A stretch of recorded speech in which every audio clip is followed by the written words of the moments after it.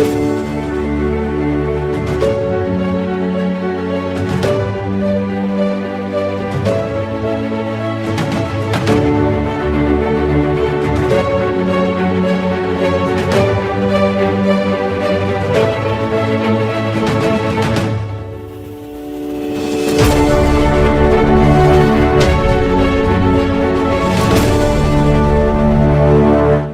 topic of today is what makes for a man.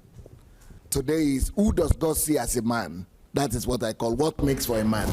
Who does God call a man? Who is a man in God's sight? And what makes him a man? What makes you a man? A human being that is not like a man or female. But what makes you a man? Is it just because you have two legs? Unfortunately, many people think that they are human because they have two legs, and they can talk.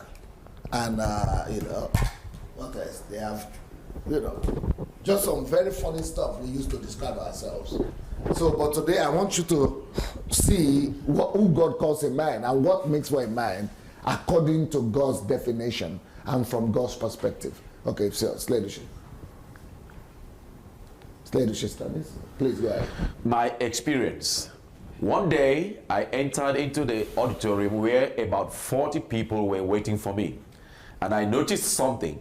Out of about 10 light bulbs, only 6 were lit.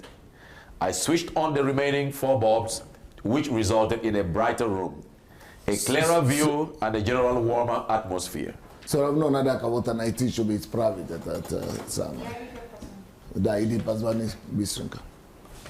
My questions. Does that mean that nobody noticed that all these bulbs were not on? Or was it a question of indifference? Next. Okay, do you know the scenario, what is happening here? Yeah. Okay, before I answer the question, I want to ask you the question, the same question. Okay, let's say we enter here now, and it's not bad, we can see each other, it's operational, just like where it's been. Spotlight is going to be on it. Just like yesterday, there was the window opened, which is, and everybody is feeling cold. This whole place was cold, and he's sitting down there, but he didn't touch it but he had an alibi and the reason is that maybe that's the way it's supposed to be. Now, I want to ask most of you, when you go to a place and things are out of order, what is normally the reason why? What do you think? Can anybody answer me? I want you to give me your response. What is happening? Why, not just about you, but why do people leave things the way they see them? Or maybe they don't notice? How you feel comfortable? I believe one of the reasons we don't do anything about is, first of all, we think someone else will believe, or we think someone else would do something about it. Believe. Is somebody else's obligation? Yes. Good. I know that person has an idea. I would think probably maybe it's the way of the person wants it. I don't know if I'm allowed to interfere. That is what maybe that's the way people want it to be. Maybe I'm not allowed to interfere. Beautiful. And also it can be someone's personality. Maybe they just like to keep to themselves. In the sense of their, let's say, I want to keep to myself. Maybe it's not my what do you call it, space. My own space. It's not my own. It's not my own. Okay, territory. Well, in my case, because this happened with me, yes.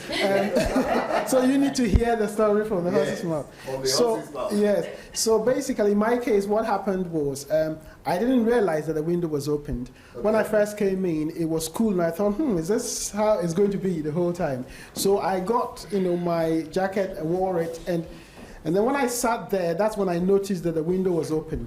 But I do know, having lived in these parts before, that sometimes they like to air the room before a meeting. So I understood that maybe when the time comes to start the meeting, then it would be time to close the window. Right. So that's why I didn't. That's the way it normally is. Yeah. So that's why I didn't close it. Yeah. Because they normally do that here. They open. Yeah. Yes. I might feel I'm not assigned for it, and it's not my responsibility, so I just... Well, I would feel that, okay, some people feel I'm okay, since as long as it's okay with me, I don't care what others, what others feel, and some would think, okay, if other people are there already, I'm just coming and I'm saying, and they are not bothered, why me? Why should I be the one to complain? Maybe the people are okay with it, so let me just be comfortable with it. So I think, yeah, yes. So that will really put me off, because I come into a hall and the lights are not on and people are sitting there. I will feel, well, since they are comfortable, well, who am I to come and say, let's put on the light? So I think that, okay, then let me just go that way. Let me follow that way. Good. Yeah, so, yes. Actually, I wouldn't want to talk because I don't want people to see me as a complainer. Oh, yeah. wow. They were like, oh, at least everybody have seen it. Why are you complaining? Maintain the peace. Yeah, exactly. Oh, sorry. Well, the other way is that probably people are quite indifferent, because as we see, for instance, in the politeness of Canadians, we say, okay, it's not my business. I don't want to bother anyone. So just leave it like that. If I can see, I can see, right? But that's not the right thing. So if I wouldn't feel comfortable with the atmosphere and the other lights not being on, I would at least ask the group if I could turn on the other lights. So maybe it's a lack of leadership, or that people think that they're not. You would ask? I would ask. So wow. Can I turn on the lights, because I would like more lights? Yeah. Then you're a free man. I will do something about it. I will do something about it. Because you are sitting beside each other. I actually, I've actually thought in my meeting that if you find toilet papers in the toilet, you clean it up, because the toilet belongs to God. So it's your responsibility to look after God's environment. Yeah. Anybody wants to know from that side? I think people are afraid to take the responsibility for themselves and stand up and actually do it and take the lead. Well, that's true. I would just think maybe is the standard, set. So so you don't touch it, maybe because it's not your environment, so you just leave it and wait for maybe the person in charge to do something. Okay. For me, actually, I would ask if people don't mind. I want to close it. I'm feeling cold. Yeah? Yes, because I will look after myself and others, because I will ask permission, though, if they don't mind, but I have to react to what has happened to me, because it might be happening to others and they can't talk. In my case, I will assume that there's a reason why it's left like that. You find a lot of team members there. I think I want to check whether my observation was wrong, that the thing was wrong. Sometimes we perceive things very differently. And what you think is right for you may not be right for somebody else. So I want to examine it. Maybe I perceive wrongly, but if it's not wrongly, I want to make it known. I don't think this is right. Okay. You are the engineer or what? Analytical. Yes, are you a scientist? I think I would ask why is it the way that it is, but because sure you ask? I'm not sure you will ask. I think I would. Because the reason I think I'm not sure you will ask is I'm afraid you are giving me the right answer. I don't want you to give me the right answer. Okay. I want you to give me what you will do. Yeah. I think I would find an excuse to say maybe it is the way that it is because of a certain reason. Okay. Yeah, I think I would find an excuse for it. Yeah.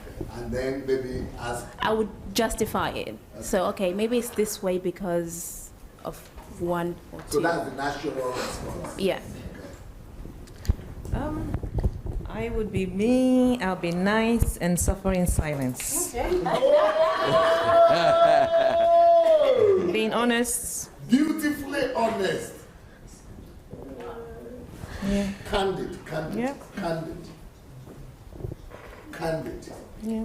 Respect for that answer. Professor, what will you say, sir?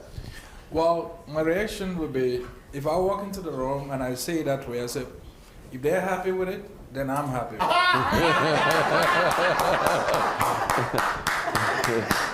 You have lived in Europe for a long time. You have lived in Europe for a long Pastor, time. let me add something. Microphone. Yes. I've learned this already from you. What I said you before. want to give the right answer now. Yeah, what I said before was on a general thing. Because I noticed from where I'm coming from, Germany, I noticed there that when something happens, for example, you go to a supermarket and there's a long line and no one is complaining, and the counters are like 3, 4 and no one is complaining. I normally break the rule because I learned it from you already. Yeah. So they will look at me and say, black, but I will go to the person at the counter and say, can we get someone in the next counter? And they will looking at me. Yeah. But the man will say, okay, and he will call, and someone will come, and I'll be the one to go there first. But the line has been so long, so I noticed that, so I normally break the rule. But I noticed. Because you've been taught. Yes, because I've learned it. Even I go to the doctor, the window is open, people are shaking, but I would ask, I'm feeling cold. No, you are not talking as someone who's been trained. You have been listening to me for too long. Yes. But you gave the right response the first time, the natural response. Yes. Like for me, I will sit quiet and observe for like probably for some time. Then later, if nobody's around, I might go and test if the thing is working or not, or like close the door. Quietly. Yeah. Okay. You still want to add something else? But I thought you said something before. Yes, I did. but I wanted to say that it also depends on how I feel in the place. If I feel welcome, I might be bolder. But if I don't feel welcome, I might sit in a corner somewhere. Okay. So yeah. That's the human factor there. All right, now Pastor Ernest, here we go. Yes, sir. My experience, okay. Next slide. The next thing I noticed as I walked to my seat in front of the auditorium, something else caught my attention. Some empty chairs were not orderly in anywhere. And I saw there were several people around those chairs who, nevertheless, seemed not to have noticed the disorderliness of their arrangements. You got what's going on? Did you get the story? Yes. That happens all the time, everywhere, to all of us. Yes. Okay, go ahead. That day, I didn't preach my prepared message. I needed to address the issue at hand. Okay. Next. So the same situation, one was with light, and this time was with the shares. Okay. Anyway, sorry, by the way, when I was talking about, you know, why we put HMT so stringent and so wisdom says, do everything you need to do, put your work as priority. Read while you are eating, while you are in the toilet, so that when you have a little break, just go and take a nap. Don't go and be taking tea and be talking with anybody. You know, win the moment, or what the Bible says. You know, win the time. Redeem the time. Redeem your every minute. Redeem the time. So that way, if you'll be able to even sleep in, even if it's 10 minutes or 30 minutes, 1 hour in the day, and then at night it will not suffer so much. And if you work, you know, you manage your time. Think ahead of time. While you during the day, think of the night, the assignment. Maybe you are doing some now. Maybe while you are listening, you are combining things together to do, you know, be on top of you. We want to teach you to be managers of your time and to master of your life, your time, and your life is coming out of your life is coming out of your time. So anyway, yeah, so next one.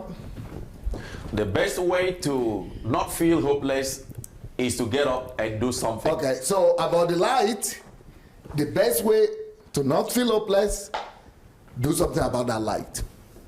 About the shears, the best way not to keep on being frustrated, that's just the best response to life. And that is the response of personalities.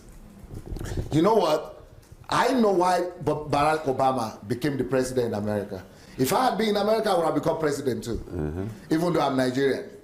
Because I would have shown so much of this attitude that even though I don't have the papers, they would have been proposing for me to become president anyway. Because that is personality. Every nation is desperate for a personality.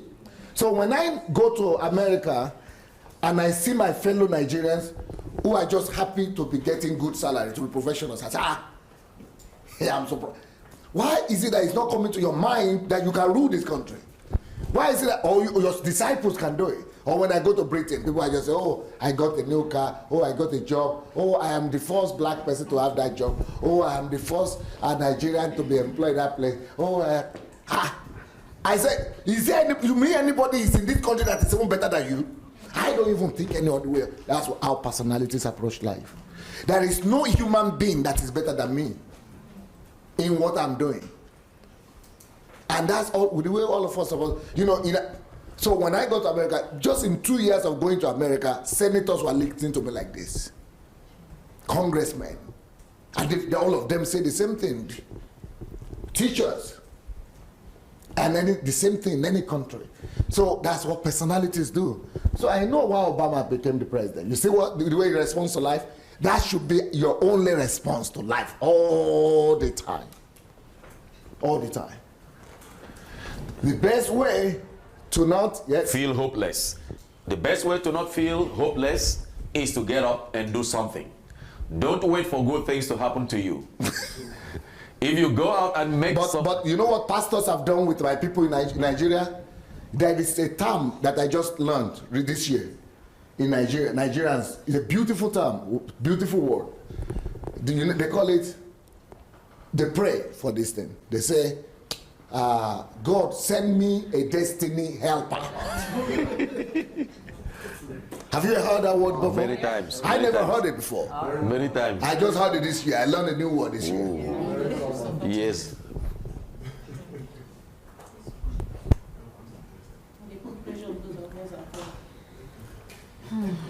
And wealth transfer. They have made my people slaves. They've damaged the psyche of a whole nation, especially the Christians.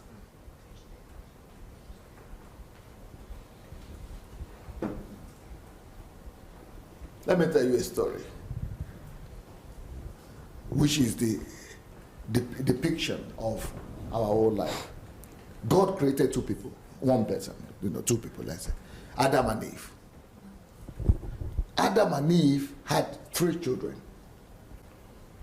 One was who? Cain. One was Abel. And one was Seth. Now, you know what those 3 people mean? Can you come, please? Who are you going to be? Abel. Can you come, please? Who are you going to be? Okay. Good. That's very kind of you. Who are you going to be? Seth. You want to be Seth. You want to be Seth. He's like he's scared. Are you want to be Seth? Okay, yes. Okay. You know the story. Cain killed Abel. God cursed Cain. Then nobody will continue the human race. Then God gave Seth. Now, so what does that mean? That talks about life. And you are in one of these categories. You are a descendant of either Abel or Cain or Seth. So who are these people? Abel stands for one. Every one of us, we are one of the two. Abel, let me give them their identity now. These are named Abel, Cain, Seth. But let me give the identity. This is victim. This is the villain. Problem. Villain. The problem. This is victim. This is problem. This is solution.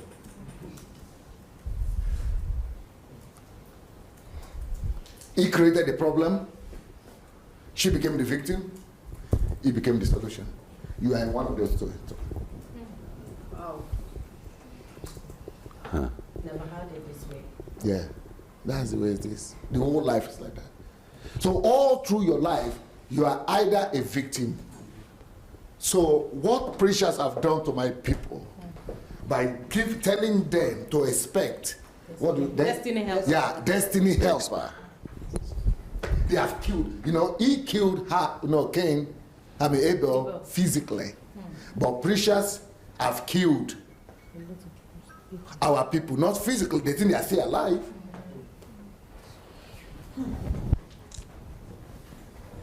But they have killed them in life, as to life. They've made them victim. When you make anybody a victim, you destroy them, you kill them. They are finished. They are done. Because when you are asking for a destiny helper, you have surrendered. You have given up. You are done. You have accepted defeat. You have accepted the fact that I am Abel. And who is Abel? Victim. Whenever you talk about politicians that are bad, and the Buhari and APC and PDP and the people that are not fixing it for you, you are saying, I'm helpless. That's what personalities don't do.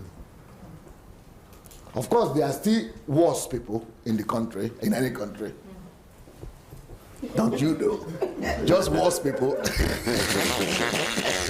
They are the generation of Cain. And what's the generation of Cain? They are the ones who just create all the problems. Everything, all the problems start with them. Even that one is the one who created it. Yeah, I mean, even the victim, they are the ones who create them. They are the problems. The Jews, the churches, the pastors, or the politicians, they are the Cain generation. They are not generating solutions, they are generating death. They are making people to be victims. They are killing people's potential, people's destiny. Three people, 3 children of Abel, of Adam. But personalities are the generation of Seth. Personality, they bring solution. And that's what we're here for, to become history makers. Solution. Okay.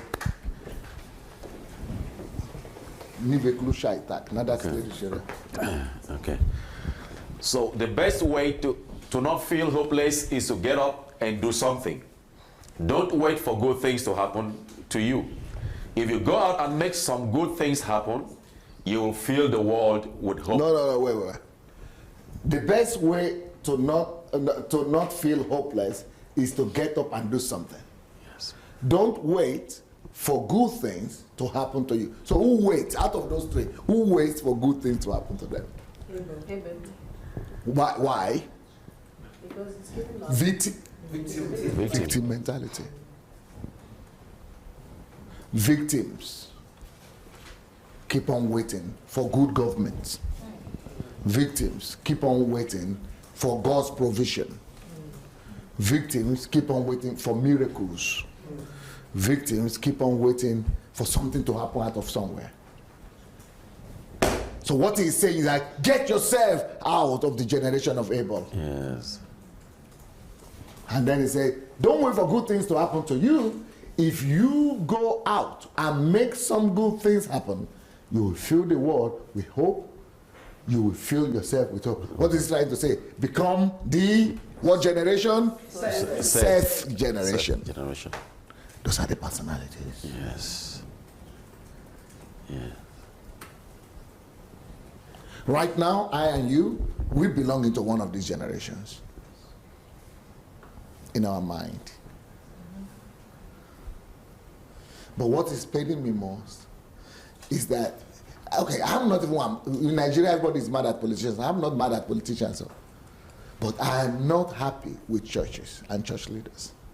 Okay, let's say politicians are a Cain generation. They are creating problems. But church is created by God. Yes.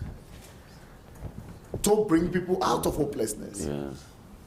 But they create people now who are now asking God to give them what we call it, helpers. Destiny helpers. Destiny helpers. Because they themselves, that is the only way for them to be relevant. Because they must make themselves look as if they are sent by God to be these people's destiny helpers. So the people have to keep on looking onto them. That's how millions of our people have been reduced to victims. Abel generation. Yes, please go ahead. Okay. Next. My questions to people in auditorium were one. You remember where we started from? The shares and the light bulbs. Yes. Yeah. So you still remember your answers? So we are going back to that now. So how do we respond when the lights are not all lit and the shares are scattered and people are behaving different ways? Okay. How come none of you noticed those light bulbs that were off? How about those 3 chairs roaming around? Do you agree that there will be people who never noticed that the light? You know that? You agree with that? Yes. Okay. Next one. How about those 3 chairs roaming around the place? You mean you didn't notice them? There are people like that. Go ahead. 3. Or why is it that nobody did anything about those things? That's another question. Some people will notice, but still don't do anything about it. So the people who didn't notice and the people who noticed, yet nobody did anything about it. For those reasons we had given, right? Yes. Okay. The answer I got now formed the basis for this, my message. Next. Okay. Go on. Next. The reasons given by my audience. 1, some say they did not notice neither the lights, the bulbs that were not on, nor the chairs that were out of place. Fair enough. We should believe them. If they didn't notice, fair enough. Fair enough. Some people are just like that. Okay. Number 2. 2, the second group noticed both the lights. Okay, no, noticed. Yeah, noticed. Yeah. Yeah, but you see it's underlined. Yes. You should emphasize what is underlined. Okay. So read it again. The second group noticed. You're a good student. Both the light bulbs that were off and the chairs that were out of place. But they thought it was none of their business.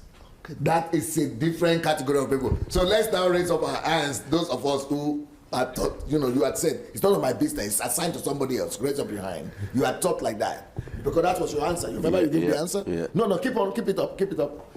Hey, show them.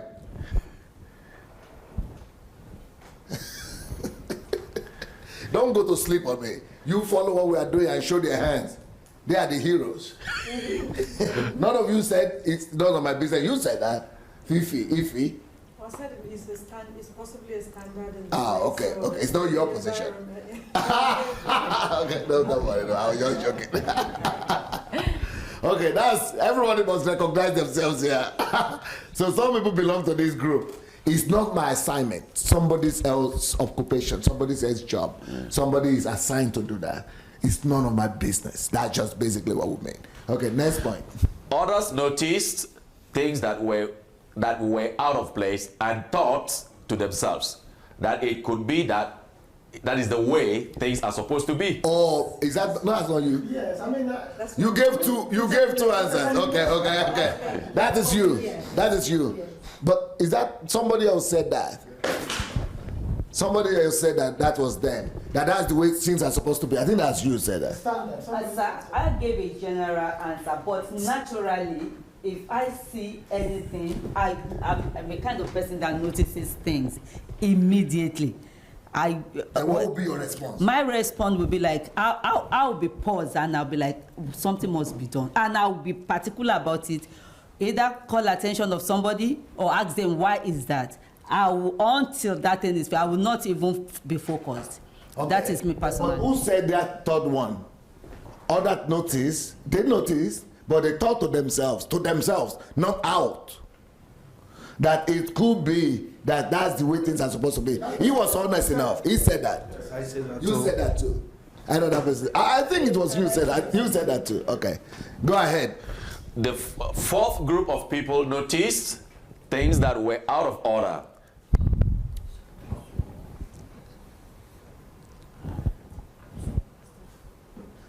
we lost the signal. Okay.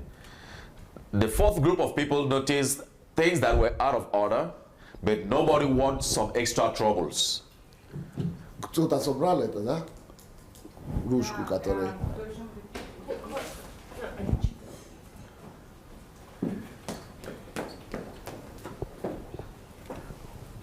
Okay, we are number 4, right? Yes, yes.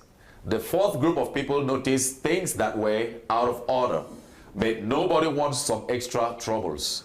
Okay, who is that one? Okay, that was... Canadian politeness. There was another one I said was very honest. That was you? It's not because you didn't want trouble. You were suffering in silence. Who didn't want some extra problem? Extra trouble? I think basically most of the people at the end of the day didn't want trouble.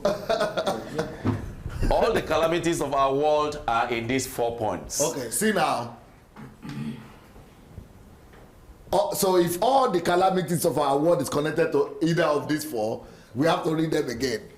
So which one is number 1? Some said they did not notice neither the lights, the bulbs that were not on, nor the chairs that were out of place. They didn't see. Those are people who don't see. Number 2. The second group noticed both the light bulbs that were off and the chairs that were out of place. Okay. But they thought it was none of their business. You know, we have a lot of those here. Number 3. Others noticed things that were out of place and thought to themselves that it could be that is the way things are supposed to be. So they saw it and they spoke actually to themselves. But here it could be within yourself or just in your own clique, in your own group. But you are not really going to affect the change. No, that's what happens in Nigeria most of the time. We see everybody is bad. The government is bad, the politicians are bad, but we are just talking in our own clique, in our own television station, just talking about it, but not really going to do something about it. And number 4? The fourth group of people noticed things that were out of order, but nobody wants some extra troubles. And frankly speaking, if we are going to be totally sincere, most of us are that last group. If we are going to be totally sincere, absolutely. If you are going to, but you have ended up to be the only one who mentioned that one. But if we are all going to be really sincere, I have enough of my troubles. Okay, go ahead. Yeah, but some of us who are louder. Some of us are burning to change those things, and that's why we're here. Because we're taking action to effect changes wherever we are. So maybe we were keeping quiet, but still looking for a way to find solution. Okay, looking for a way. That's better than hoping for a way. No. Not waiting for destiny helper. Because those people who are hoping, they are the destiny helper people. They are the ones just waiting that somebody will do it, but not me. Somebody else will do it. Okay, next page. No. They are ruining our world. Indifference, complacency, apathy, disinterest, nonchalance. Okay, these things are ruining our world. These things. Indifference. What is indifference? Who would define indifference for me? What is indifference? It's a nonchalant attitude. Nonchalant? Nonchalant. Careless. Careless about an issue. Indifference. Can't be bothered. Because I have nonchalant there too. Indifferent is more of being neutral. I mean, yeah, being neutral. I think you go with the flow. I think so. Nonchalant might be more harsher than indifference. Indifference is just like what he said. You know, I'm not against, so if you want to do, make it do, I will. I understand it that it doesn't really make a difference to you. You just you don't really care. It doesn't make a difference. Okay. Indifference. Indifference. I see, I observe, but do nothing. That's indifference. Yes. I don't care. Not participating in providing Yes. solution, not taking action towards solving. Okay. Like for me, I think indifference is following the pattern that is already there. Are you sure? Okay, that's interesting. Indifferent is sitting at the fence. You are not joining A and you are not joining B. You are just at the fence. Okay. Okay. What does indifference in French mean? Yes. I would say having no feeling in front of a situation and no reaction, just like a dead man. Do we have indifferent people in our countries, in Nigeria, for example? Do we have indifferent people? Many. Many. Many? Huh? Many? So many people, yeah. What? Pastors, number one. Yeah? Yeah. Indifferent? Yeah.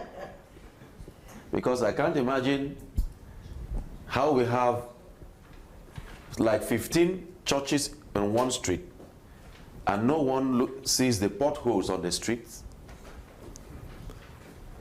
Is that indifference? Yeah, because it doesn't bother them. Even the road to the church. I think it might is be very bad. selfishness. Indifference because they complain. Indifferent might not complain. It's just indifferent. I think we have more indifferent people in Europe. But the Nigerians will complain, no, but they will not do anything. Because they think it's not their responsibility. Yeah, because they think it's not their responsibility. Okay, what about complacency then? What is the difference? complacency is sitting in one place, you are comfortable with where you are. Okay. So it doesn't matter. Don't you think that what is happening with the pastors is more complacency than indifference? It's still part of it. Huh? Yeah. You think so? It's just like, it is what it is, and let's just pray. I think so. Yeah. I think we have more of complacency with the pastors and the churches, but all of them are ruining our world. All of them are killing our world. What about apathy? They all look different, similar, but what is apathy? Aha, now we're in problem. Non-responsive, like irresponsive. No, I think apathy is more to do with feelings.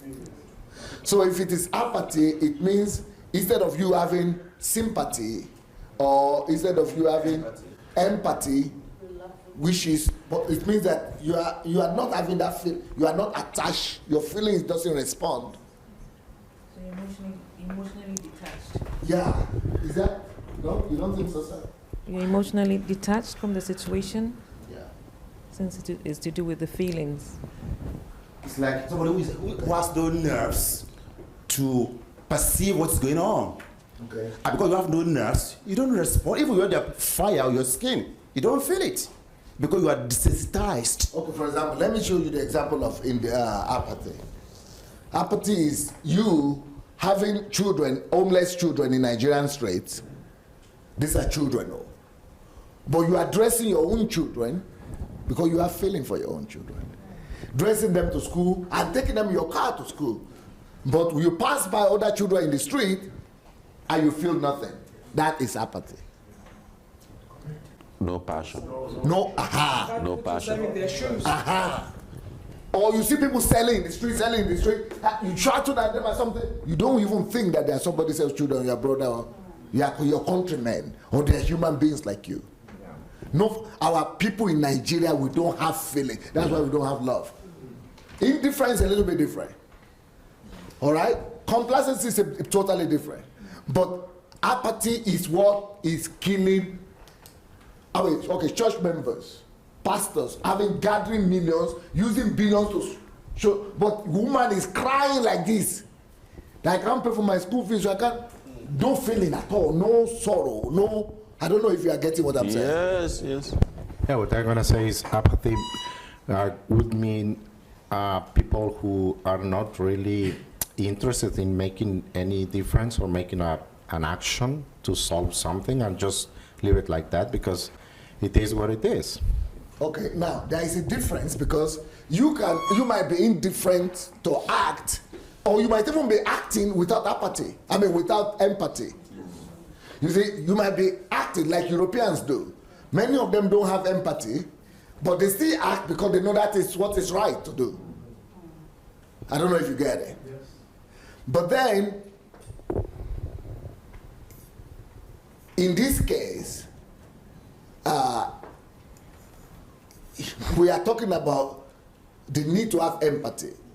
So, and that means you are not just doing it because you are informed or because you know these are the right things to do, but you are feeling, you are burdened. But apathy, no connection. No connection, yeah. I think that's the word, no connection. A few years ago, I went back to Ghana after a long period of being away. Okay. And there was, in the area, there was somebody who clearly had a mental health problem and was roaming about naked, was not wearing any clothes at all, was looking, and I was really distressed when I saw the man because... And then you see a lot of Ghanaians who are just passing by. Yes. So people were going about their lives as usual, and I asked my uncle, I said, has this man always been like that? He said yes, and he was kind of surprised that I was asking. That's African. He was kind of surprised. And then I was really troubled, but if it was here, and then it comes back to doing something. If it was here, I think I would have, because I know the systems and I know what to do. I really felt, because I was also visiting, I felt powerless and I was really unhappy. Then we traveled to my hometown, and on the way, I was just seeing them. One completely naked, just roaming by the streets. And another one. And I asked again, I said, why is nothing being done about this? And then the answer I got was, well, even normal people are struggling, so who's going to mind it? So the question of apathy, I think, is huge. And it's not just Nigeria, it's everywhere. Yeah, thank you. But we don't dissect, people in our society and churches, we don't dissect problems like this. And this is at the core of our problem. And when I'm preaching, I just said love. There's no love. We don't know love. Because this is manifestation of love. This is an expression of love. But apathy is the thing. I don't know how our society has managed to desensitize. Is it desensitize? Desensitize us from the feeling of another human being. Please, can you come? Let's say he's the one that is having the mental challenge, naked, walking around. And I am just passing by. But this is we are not even thinking that this is a creation of God like me. But this is a fellow Nigerian like me. I am Nigerian. This is a fellow citizen. That has a meaning to you because you are foreigners here. So you can see this is a fellow black man like me. Or this is a fellow human being fellow Nigerian. But in Nigeria, nobody thinks fellow Nigerian. No. Talk less of fellow human being, fellow God creation. That concept, that's what I'm thinking, that's what I'm going to. We don't think that other people are my colleagues, we are co. That this is, but in our country, Nigeria, you only feel like that to your family members. This is my blood. Yeah, that works. That makes sense to a black man, to a Nigerian. This is my blood. This is my sister, my brother. It's my name. We have the same surname. But we don't think that this is my fellow Nigerian. He's a countryman, my countryman. It doesn't click with us because that's how deep the apathy is sitting in us. And then to think that this is God's creation just like me.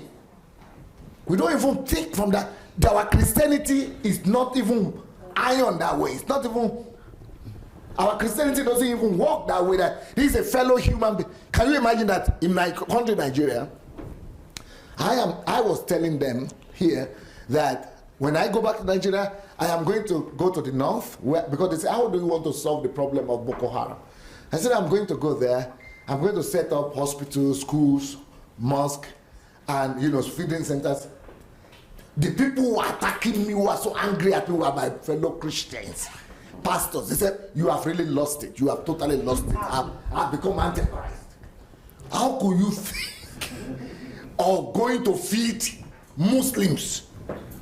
Wow. These are the people who want to kill us. These are the terrorists. You want to go and so that they will kill us more. So they don't have a concept that even those Muslims and the terrorists are my fellow human beings. Now, let me tell you what does fellow human being mean. Fellow human being means, can you come please? What does fellow human being means? Fellow human beings means he is God. He is God. Yeah, he is God. He gave birth to me. I come out of him. He is God. He too comes out of him. Both of us, we are his product, his creation, and we know it. We come out of him. That's what fellow human beings mean.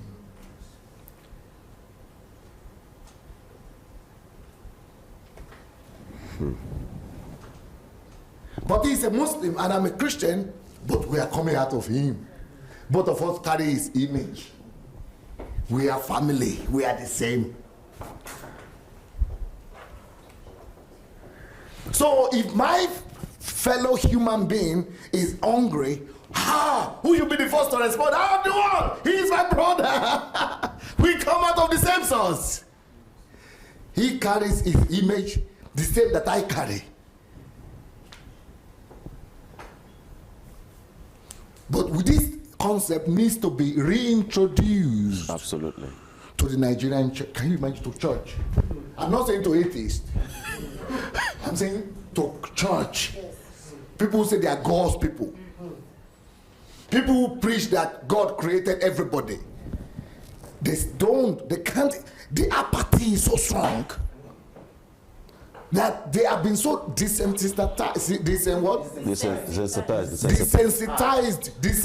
so badly that they don't even feel that. Okay, the northerner, some of them in my place, they call them mullah. That mullah, or that, they just say as if it's just some animal there. I mean, you are talking about human being, you are talking about that one too. But it's my image. It's my likeness. He's a Muslim. I'm happy to make my image happy. He's a terrorist? Yes, I know, because he's been deceived. But I will help him to recognize who he is and where he's coming from.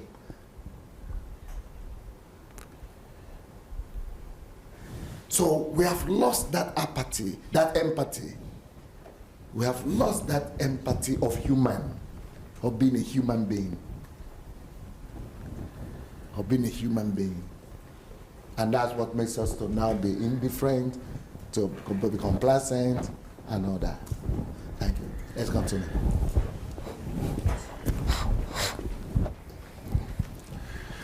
I don't want to live in No. Go back. We didn't finish here. So we've gone through this, apathy, this. Disinterest. So what is disinterest? I'm not interested in that. That's not my interest. Yes. I'm just not interested in that. That's just not my interest. I know it, I see it. Okay, for example, in my country, do you know pastors and even Christians, leaders, they say, because I was teaching one time, I said, Jesus said, I was in prison, you didn't visit me. I was naked, you didn't clothe me. I was hungry, you didn't feed me. They said, yeah, but that is not our own calling. That's not our own area, We are called to the businessmen, the full-time, what they call them? Don't put it up. They call them full-time businessmen or something. Gospel businessmen something. What? Full gospel. Yes. I was there. Full gospel business. Yes. Yeah, that's what we are called for. It is not our calling to go to prison. Maybe some people have that called disinterest. Yeah, I see that there are people. You know those people you saw that they are walking naked? They will say it's not their own calling. Maybe there will be some people who are called, so they are disinterested. That's disinterest. They just remove their own interest from it. And that's the kind of gospel we appreciate in Nigeria. You don't have to be interested in that because that's not our area. That's not, our church is not called for that kind of thing. Pastor, I always hear people say, you know, sometimes when I talk to them, they will tell me, you always have the poor among you. That's all I hear. You always have the poor among you. So why are you worried? Jesus said it. Yeah, you always have the poor among you. So leave them to die. Yes. So that's why sometimes I think, do you people really believe there is hope? This world, will it ever get out? Can we change the church? Yeah? You think so? But to be tough. Because we need to really awaken human feelings. Yes. Because in Europe, you don't need to be a Christian. No. You don't need to be a Christian to have all of this. Yes. You don't at all. Yes. You are just a human being. To have all these things, you just need to be a human being, my dear. But if you are a Christian, these things are supposed to be heightened in you. On maximum capacity of all these things. But in my country where I come from, my continent, I'm sorry. Then we have nonchalant. Oh, the nonchalant are just like, go to hell, everybody. That's the worst one. That's the worst case scenario. The nonchalant, now is good. It's go to hell, everybody. Go do anything you want. Go to hell. That's the nonchalant. Okay, let's go. I don't want to live in a kind of world where we don't look out for each other.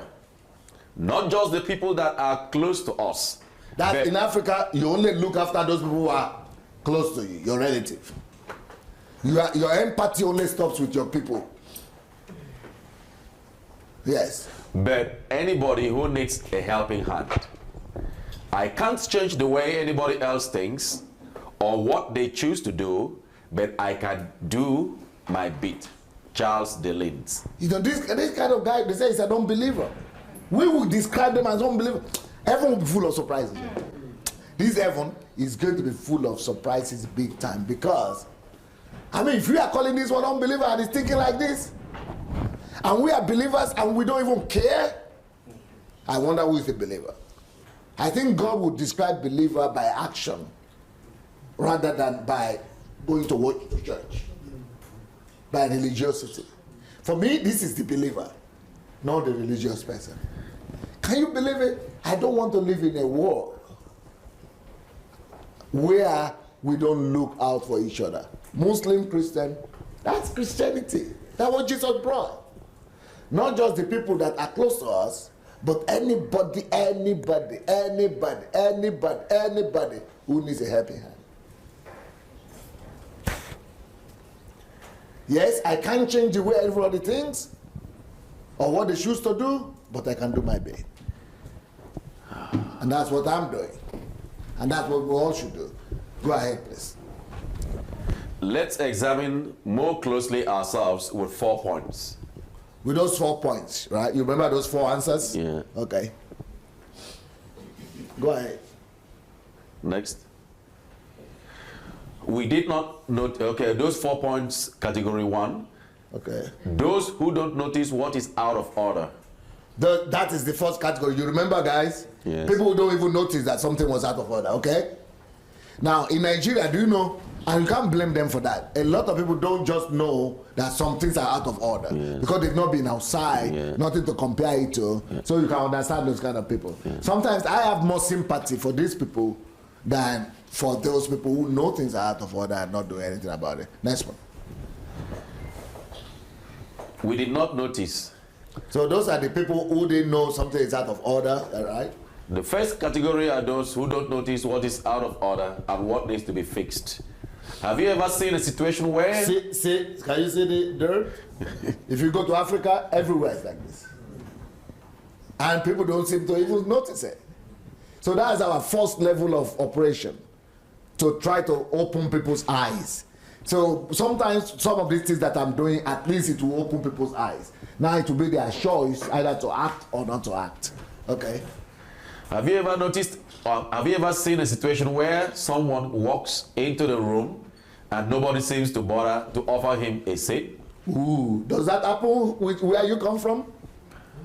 Let's say a lady comes in and all the men are sitting down as if not a human being walked in at, but just a cat or a goat. They don't stand up. That never happen where you come? It doesn't happen where you come from? Oh, no, of course. Sure. It's the norm, you see. Okay? Whatever the reason may be, they refuse to act. We often see this on a regular basis in our countries. People don't see anything wrong with the way the system and cities run. It's a pity. Go ahead. Next.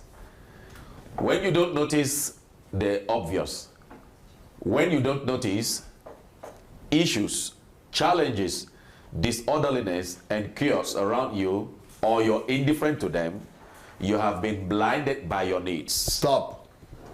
Either you like it or not, either you admit it or you don't admit it, but the main reason why people don't see is because they are living inside. They are living a lifestyle that enables them to see only their own problems. At the end of the day, the reason why you don't see is because you have been blinded by your ego or by your own problems. But it's still your ego. Okay, the person who said, we have so many people who are not mad and they are not eating, is because of me. And that's what is killing our continent as well. Everybody wants to care for themselves, for their family, for their relatives. And because that's the only thing you see. You don't see beyond that. That kills humanity in you. That kills empathy in you. That kills love in you. And when you are blind to the needs of others, you stop being a human. Because your own needs, you don't need to be not to be blind to see your need. Your own need you see anyway because they are your needs. They live with you. Your eyes are not for you to see your needs. They are for you to see the needs of others. That's how life is. The more you are able to see the needs of others, the more you are human. You remain human or humane. But when you still see the needs of others and how to reach out to others, the less you are human. You lose humanity, you lose dignity, you lose empathy, you lose love. You stop being human. Yes, please. It means you are presently thinking of those things that are bothering you. That is selfishness. That is catastrophic. Okay, is it bad to think about something bothering you? Yeah, maybe it's not bad, but when you just think about that, then it becomes bad. Because no matter what is bothering you, there is somebody else somewhere who is going through something worse. And the ability to notice what they are going through makes you to even get assistance, help in your own trouble. But when you just, I don't care, I don't want to see what other people are going through, I'm at my own problem, then you have been overcome by evil. That problem has overruled you. That problem has just overcome you. That problem has just made you to lose yourself. But problems are coming to make us better. Mm-hmm. And one of the ways to be better is to begin to look for people who are worse off and begin to help them out and begin to assist them. Then you see less of your own troubles. And then God will use that to also lead you out of your trouble. Because when you are trying to deliver others, you get out. Because you have to get out to deliver others. So when you are in a hole, let's say you are in a hole, but somebody else is out there that you want to help, just that need to help others, by the time you are getting the other person out, you don't even notice that you yourself have gotten out of your own hole. That's how life is made to be. Okay, go ahead. Next stage. Only one cure to be less selfish. So for us to cure that particular first category, to teach people the ability to see. Okay, for example, we think in my country, we think education is what is needed to make people to be able to see. Yeah. But education is not enough. Because education will give them knowledge. But if they are still selfish, if they are still self-centered, if they are still concentrating on themselves, they will still not see. Education is not enough. Education will give them enlightenment, some education, but we need to teach them to be less selfish. It goes back to the core of who they are, not what they know. So for us to really help people to begin to see everything that is wrong, we need to begin to teach them to think less of themselves, to begin to think about the good of others. For example,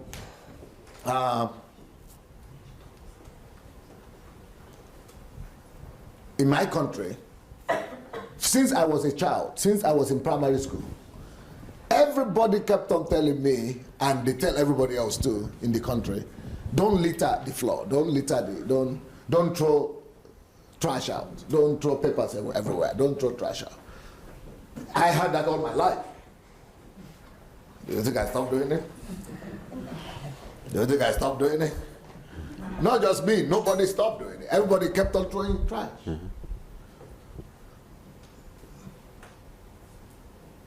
When I came to Europe, it became more difficult because nobody is doing it.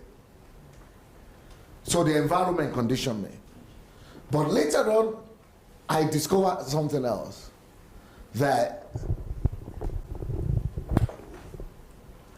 not throwing trash, the best motivation to not doing that is that I should think about other people. If I make this place dirty, our neighborhood dirty, if I throw the trash and another person throws the trash, the person is not thinking about me. I'm not thinking about him. So we all live in the jungle. It's just like saying living by the law of eye for an eye. Okay, eye for an eye, you pluck off my eye this time because I did something wrong. Next time I pluck off your eyes, then we live in a country of blind people. So it should be about other people. Yeah. You know, so if I want you to feel good in your neighborhood and I want to feel good myself, you don't do bad, I don't do bad, we're all fine. But if I'm just thinking about myself, I want to get rid of that trash. That's thinking about myself. I don't want to put it in my pocket to make my pocket dirty. Let me just put it somewhere there. Yeah. That's thinking about myself. So selfishness without, education without dealing with the question of selfishness will not get us anywhere. They have been telling me, don't trash, but they didn't tell me about selfishness and about what selfishness is doing to harm me. I didn't know it was they didn't call my problem by my name. That throwing that trash is all about my selfishness because I don't want to put it in the pocket. I want to get an easy way out. I want to, get rid of it so that I'm just free. It's ego. It's about me. So they have not told me that this is egocentric. They just say, don't do it. So if we want to really help people to begin to see, we must teach them to be less selfish. Less self-focused, less troubled about their own particular matter. Is teach them to confront, to look into the definition, into the mirror that it is selfishness that's making me to do this thing. I love myself. I don't live like that. Don't live like that. Don't just live for yourself. Live for the larger good of the community. Oh, that is something else. And for me to now see that, so I'm doing that because I'm selfish, makes me a little bit ashamed. And I don't want to see myself as being selfish like that. And them to know that other people know that I'm selfish. I don't want them to know that I'm selfish. So that helps me a little bit. Why is it that in Europe I don't throw it everywhere? Because I don't want them to think that I am bad. That everybody is not doing it, I'm the only one doing it. You see? So we need to confront the question of self. The reason why people in our churches don't help, why are we building structures and we don't help the widows in the church? Selfishness. Why? Because if I build a big church, everybody will respect me.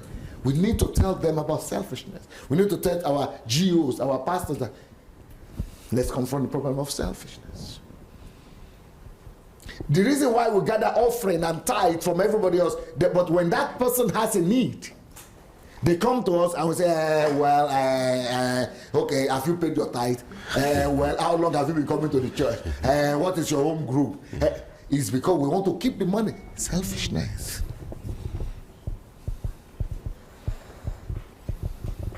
So guys, don't be afraid of telling people about selfishness.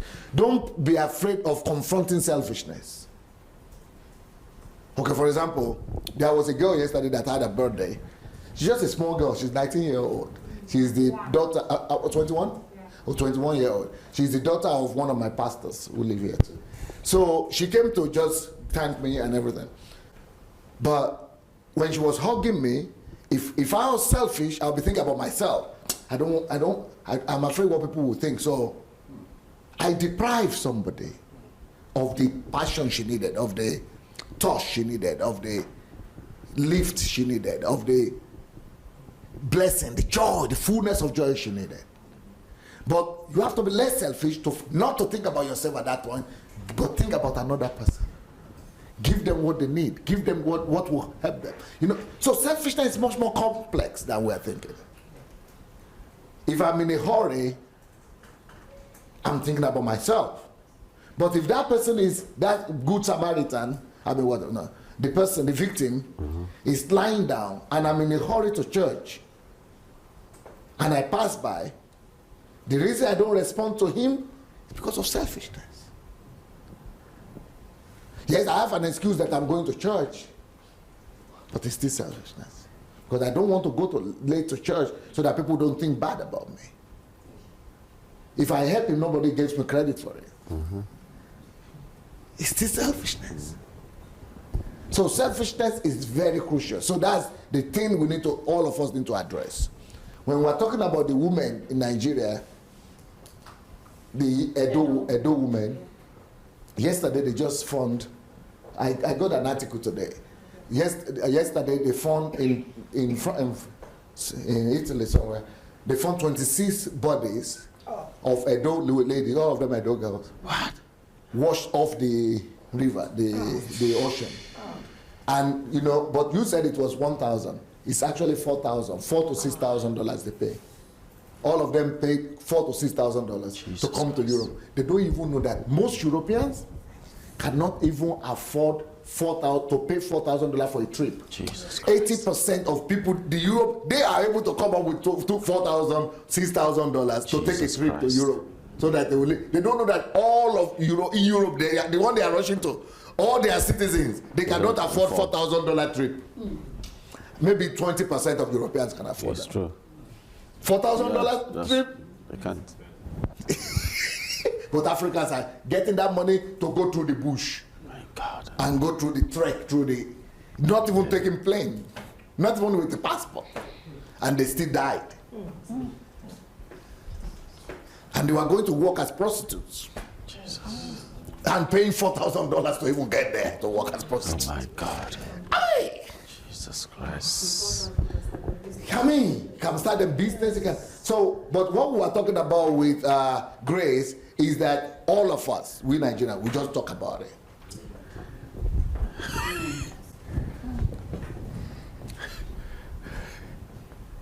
And that is Nigerian expertise.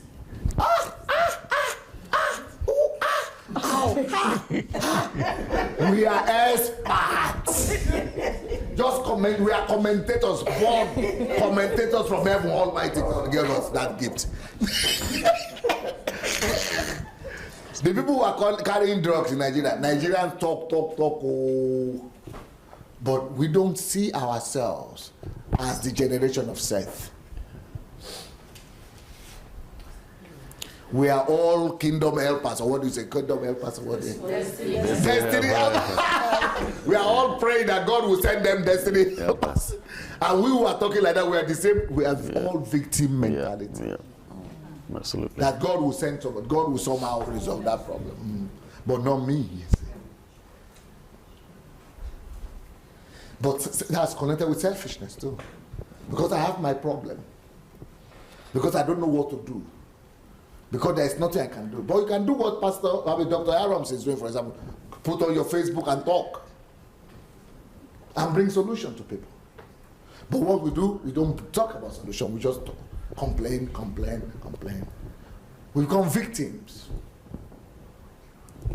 Remember, Adam had 3 sons. One was a problem, one was the victim, and one was the solution. Yes, go ahead. To be less selfish, to be less self-focused, to be less troubled about your matters, things begin to be visible only as we become less and less selfish. You remove self, you begin to see. Selfishness blindfolds. Selfishness made a city of blind people, a country of blind people. Remove selfishness, we'll begin to see. Go ahead. And egocentric. Be determined to develop the ability to see. Next. What we have done for ourselves alone dies with us. What we have done for others and the world remains and is immortal. Albert Pike. Can you believe that? My people in my country, we don't know this. Even pastors, churches in my country don't even know this. This is from the Bible, but we don't know it. We don't live like this. What you do for yourself dies with you. What and what most people do in my country, we live for ourselves and our families. That's why we are not memorable. And we are not remembered. And our children will not be remembered too. But people who live beyond themselves and their families, their immediate family, that's why Jesus said, what profit does it profit you? Or what does it say? Is that the way he said? What does it profit you to just do good to those who do good to you? To invite to the party those who invite you. To love those who love you. That's not the way of life. That's not the order of life. Life is not supposed to be lived like that. Now, why is it that I don't just quote the Bible? Because people are used to those Bible words. It doesn't mean anything. So I look for famous, just for you to know how I preach my message. I look for famous individuals as well, who will say it in their own words, but they are still saying the words of Jesus. Yes. And you say, if that man, and they do it in a different, so you begin to see it in a different perspective. That's my books I write like that. I write my books like this. So, you see, what we have done, this is the same words of Jesus, but it's said in a very succinct way. What we do for ourselves dies with us. And that's the poorest way, the lowest way to live. To live for yourself. So everybody is always asking me, how is your family? How are your children? How are you be able to make it?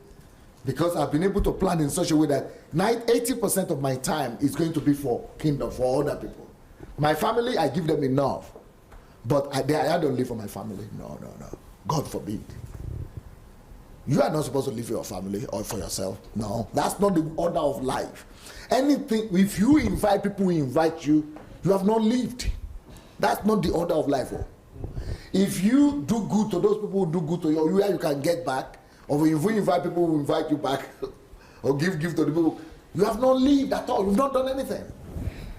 So our whole life, all of us, is supposed to be tailored in such a way that 80% of your life is live for others. And I don't think many of us will pass that mark. That 80%, 80 for others. Can you really pass that mark? Then you will not be remembered. I guarantee you will not be remembered. It's not because I guarantee it's me, because that's just the order of life. People who live for themselves never they are never remembered in times and in eternity. For you to remain, you've got to live 80% of your time for others. Or for your purpose, one of the two. Is still for others. Or you'll be forgotten. And do you know how many people have been forgotten in this world? And all these people you are seeing, all these big great men you are seeing, all these photos, the only reason why they are here is that they live for eternity, for others. They didn't live for themselves. That's why they are remembered. So you begin to live when you understand this. But in my country, everybody is rushing, struggling, just for themselves. And that's why they die like chicken. They are just dying like chicken, like rat. Just rat, like rat. Nobody. They might be good, though. They might be talented. They might be bright, though. But you have violated the order of life. And what's the order of life? Life is not meant to be lived for self. That's why Jesus couldn't live for himself. Even Jesus, he had to give his life. I want to say something. There's this gospel that I grew up with. When I gave my life to Christ in one of the oldest Pentecostal churches in Nigeria. And there's this gospel because when I gave my life to Christ, nearly at that time, I began to see problems and why people were not being helped. But this gospel was sold to us that it is not good works that take people to heaven. It is, so our Christian life must be only about heaven, not about problems, because it is not doing good things will not take you to heaven. So that has been, I think that is one of the greatest. I don't know where they got that message from, and the whole of that denomination believes this, and that thing is so strong. Some weeks ago, I posted something. You made a statement on the broadcast that a church started in Jerusalem, came to Europe and became strong, and went to Africa and is sick. I got so much attacks from this church that I belonged. In fact, I spent 1 week responding to messages until I was tired. I had to write. I said, I'm not going to respond to any post, any message again. Whatever you like, write. Let me have my peace.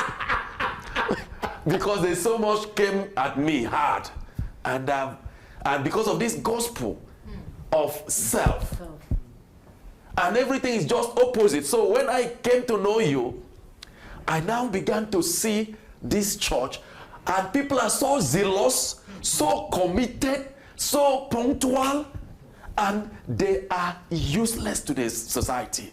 So that gave me, I began to see like a prison. Friends of God are still there till today. They are not making any impact in their world. And these are talented people who go to church. They come every 3 times in a week. And they don't miss these services 3 times, 3-4 times. For those who are workers, 3-4 times. And they are very constant. So this is the gospel. So how are we going to affect, how are we going to attack this way that people will, I mean, this gospel will be able to, sink in? They are saying that we are not saved by works. Yeah, but we are already saved. So we are not talking about being saved. We are talking about manifesting Jesus, revealing Christ. But you see, when we live for ourselves, we die. Do you know where fences come from? In Nigeria, every house has a fence, big fence, long fence. Everybody is living at a different estate. Why? I want to live for myself, my comfort. I must shut you out. You are a nuisance. You are a problem. You are not good enough to come to mind. So a whole society that is selfish like that will never receive development. So we must remove selfishness from our psyche of our people and begin to see that real living, we think is enjoyment when I'm able to shut out everybody and put a fence, big fence, and shut out everybody. But it's not enjoyment though. But we must change the psyche of our people that enjoyment is when I just do good and live for. When we attain that level, of civilization, then our country, our development will be rapid. Because every worker will know, if I'm not working to get salary, but to live, to be a blessing to other people. That the more quality of this work I do, the tiles, the thing, the painting, the building, the more quality I do it for people, the more I do my best, yeah, that's when I leave. That's when I'm going to be remembered.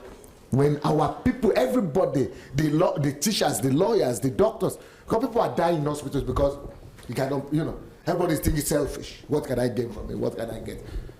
But if everybody will know that, no, real blessing is in when you do things for others. Like, that's when I live. You mean it? That's why churches are supposed to be doing, you see. But they are making us more selfish in churches. So we'll now take money to church as offering and tithe because I want God to multiply it 10 times. So it's all about selfishness. But I will not take that money and go and take care of the orphan or the widow because that will not be multiplied. I'm not sure it will multiply. So our whole gospel and concept must change into the fact that no, real life is when you are. It is when you are giving. That's when you live, and you don't just live now. You live for time and eternity. So if we could pass this message across, then we will not be indifferent. Yes. Then there will be no apathy. Yes. Then there will be no, all those things we say, indifference, apathy, what are those? Nonchalance, complacent, disinterest. We will not have those ones. Because we will know that actually, so blessing is in doing things for others. So see it again. What we have done for ourselves alone dies with us. What we have done for others and the world remains and is immortal. Who wants to live forever? This is how to live forever. And that's why only through love you go to heaven. People who go to heaven, they are immortal. And what takes them there is because of love. They love God and they love others. That means they live for God, they live for others. Love is giving, living for others. So they give their life to God, they give their life to people, they live immortally. They are eternal. But we think that we are going to church, we are going to be immortal, not because of love, but because I do religion. I go and sing and pray and do this. We need the gospel to be introduced to our continent. Okay, go ahead. Next. Category 2. Those who noticed but decided it is none of their business. Go ahead. So they saw problem, they see problem, but they just think it is none of their problem, okay? This is the second category of people that we have in the world. Next. Those who noticed but decided it is none of their business. Men who look but don't see. Men who see physically but don't see mentally. So what don't see here is different from the first category. This one see physically. You understand? Yeah. But they are not seeing the need to act, to provide solution. So they see physically, but they don't see mentally the goodness in resolving the problem. Yes. Men who see on the surface, but don't see the depth. See, they are the ones who say they are none of their business. Because if I see, like I've just told you now, that actually it's when I do things for others, I live eternally. That I'm immortal. That I've seen. That it's to my good, it's for my profit to live for others. Now, I'm not just seeing the need now physically, but I'm now seeing even the need to do things for others. Okay? They see the issues as a matter of fact, but they don't see the need to respond to them. So it's a philosophical thing. It's a value system thing. We need to change people's value system, understanding of life. That real life really is when I'm doing something for others. Now that will explain to you why my wife and my children will allow me to be doing all what I'm doing. Because they have understood that. That is real life. And that's what Christ did. He left heaven and he gave a life for others. And God told Abraham, I want to bless you, but only on one condition. You'll be a blessing. So you are blessed to be a blessing. So the whole thing is not about you being blessed. It's about being a channel, being a blessing. So if you are not going to be blessed, you will not taste blessing. Okay? They see the issues as a matter of fact, but they don't see the need to respond to them. That indeed is a greater tragedy than blindness. Now, the blindness, the first ones are the blind people. They don't even see that something was wrong. And that's because of selfishness. But this one too is selfishness, but it's more chronic, is worse than selfishness. They don't see perspective. They are seeing the problem, but they don't see the need to respond to it. It's worse than those people who don't see the problem. Okay, go ahead. Next. Who is a sound person? A sound person mentally and spiritually does not just notice the situation on the ground. A healthy person finds ways of fixing the situation. A sound person will not pass by a need. That is a lesson Jesus was trying to teach us in the story of the Good Samaritan. Next. A person of action. So you people know what I mean by sound, healthy, yes. Sound, yes. Normal. Yes. So we should teach our society that it is abnormal not to respond to life situations. You are sick, you are not sound, you are not healthy. If you could pass by the needy, you are sick. You are sick. And those kind of sick people, they don't go to heaven. You know, God told the man and said, the priest who passed by in the story of the Good Samaritan is not going to heaven.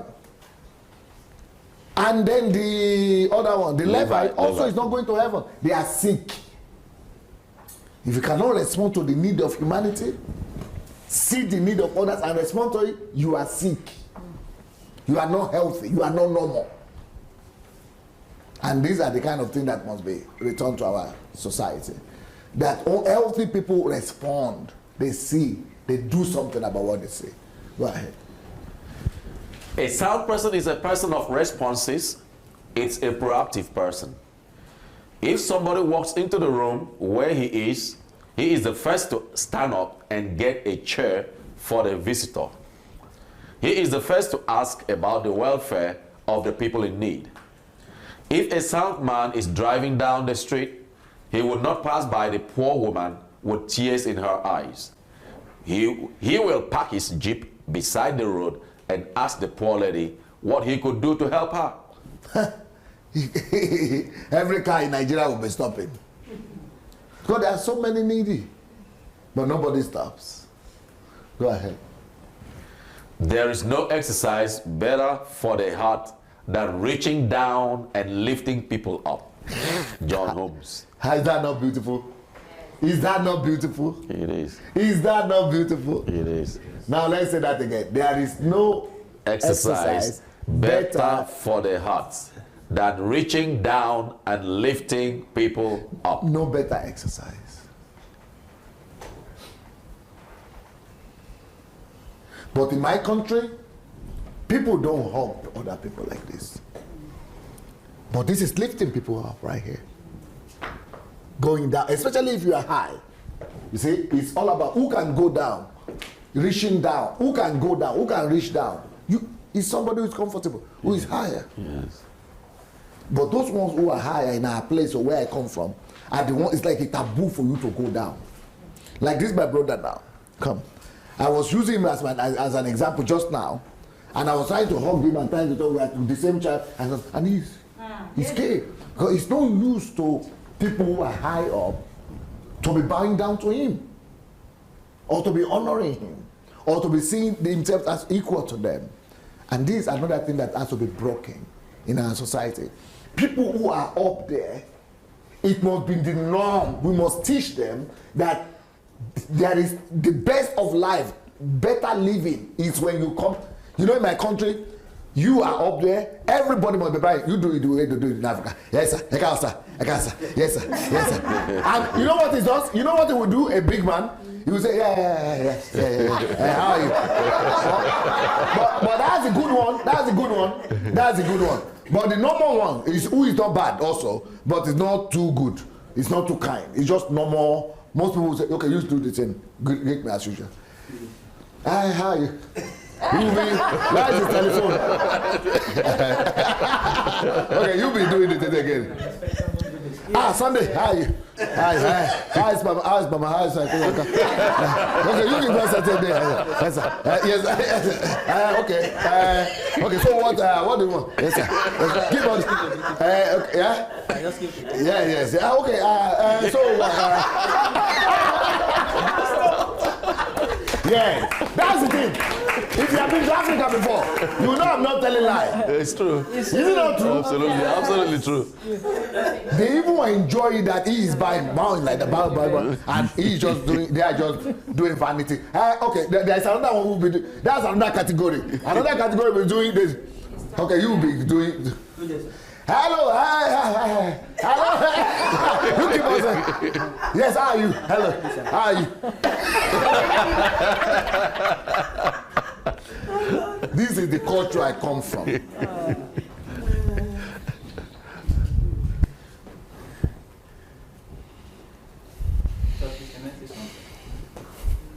They have not been told that that's not greatness.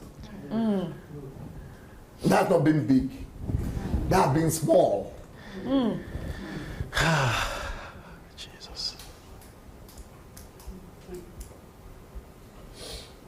I have a lot of small people in my country who people are calling big. I'm saddened by it. And it's time for us to change the mindset of our people and to teach them that no, what makes you great is your ability to go down and be a support system. I mean, he was in heaven. He came down, took on upon himself the image of ordinary man, and became a slave to save ordinary that man. And that's why he was exalted and was given a name greater than any other name. There is, yes. There is no greater, better exercise than reaching down and lifting people up. You know why? There's no greater exercise. It's not just because you are trying to be good, you are kind. No. It's because that person you have lifted up. Okay. I'm going to lift her up. But by lifting her up, just hugging her, just being good to her, just hugging her, or just giving her a high five even, or just supporting her anyhow. Yes. Anyhow I lift anybody up. Yes. Immediately, anybody you lift up, the reason why it's the greatest exercise is that you have just lifted God up. Anytime you lift a man up, you lift God up. Because God is not in heaven. God is in people. Yes. And anybody you lift up is God. Because he carries the image of God himself. So that madman that everybody was passing by, they just passed by God. But by lifting that crazy man, that madman up, they have lifted God up. It's an opportunity to lift God up. It's an opportunity to reach out to God. That's why Jesus said, I was the one who was naked and you didn't clothe me. It's not the madman that was naked. Because every human being, including the madman, is carrying the image of God. When you put a man down, you put God down. When you lift a man up, you lift God up. No better opportunity, no better life. So the reason why there is no greater life than to go down and pick people up is because when you do that, you pick the greatest of all up. You pick God up. So if God gives you the privilege to pick other people up, it's just like saying God has given you the privilege to go and be picking Jesus, to go and give a hand to Jesus. All of us will get crazy to do it. But you have that opportunity every day. Because human being, anyone, is the image, carries the image of God. When you lift a man up, you lift God up.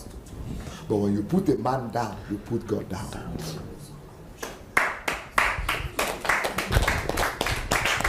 Good everyone. Like ever since I came in yesterday,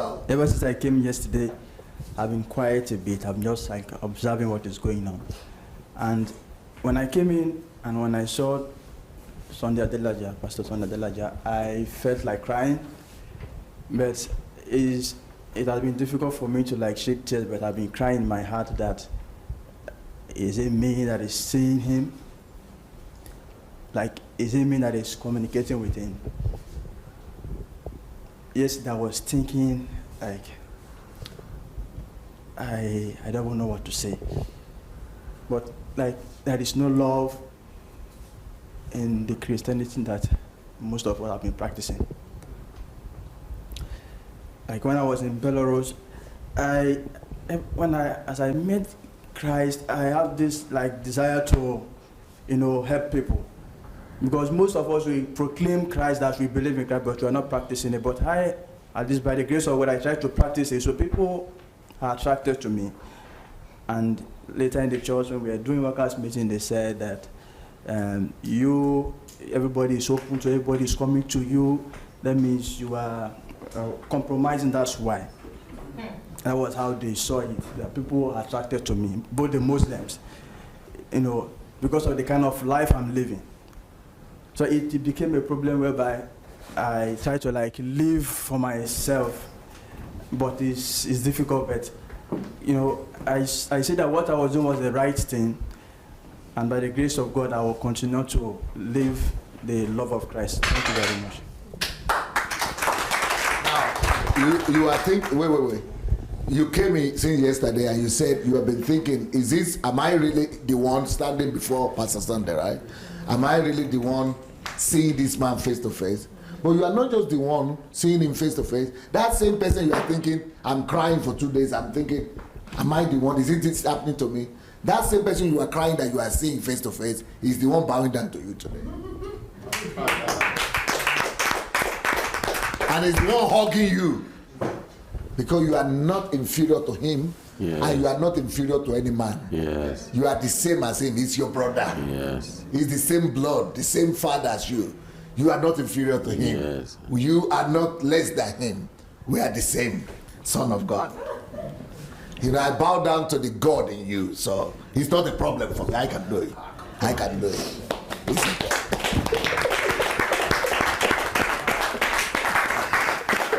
Yes, sir. Sorry, I have a personal story that I would like to share based on what we just saw about seeing the need and responding to it. The community where I come from in Nigeria, we have a lot of religious crises. I mean, if you're familiar with Nigeria in the north, that's a common problem that we have. And I had an opportunity to visit home in 2015. And I went home and I saw the problem. There was so many destruction in my community, and it got to a point that the Christians were living in a separate area of the city and the Muslims are living apart. And I went back to the US. I was really bothered by what I saw, because everybody talks about it, but nobody is doing anything to fix the problem. So I said, I must do something about it. I didn't allow the fact that I live far away from home to prevent me from doing it. So I started doing peace and conflict resolution seminars. Then I organized a major football tournament, which comprises about 6 local governments in that area. And that is the real deal breaker, because there was nothing that brings the Christians and Muslims together. They have their market, the Christians have their market, the Muslims have their market. Wow. They live separate area. There was nothing bringing them together. But when I did that tournament, I put a lot of money into it, and the prices make it so attractive. And that was one event that brought everybody together. They start interacting.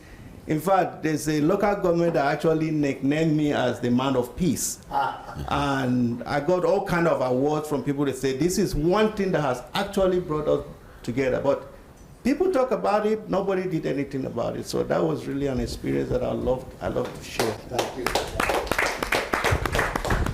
The greatest exercise, the greatest kind of life is to always let God make you somebody who is been placed in a place that you will be able to come down to meet others.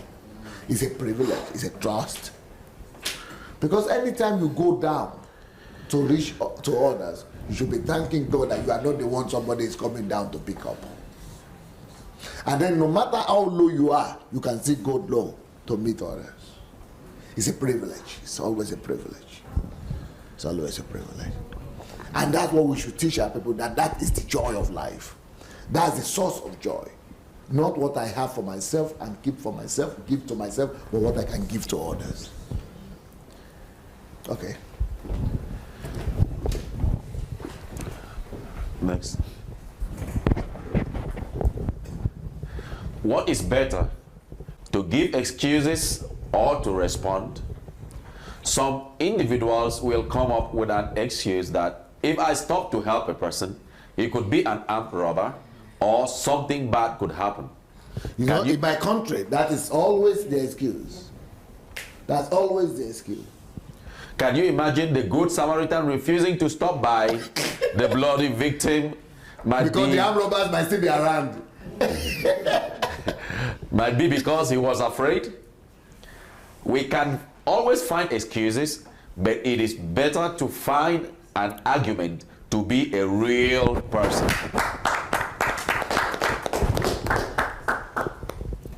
Next.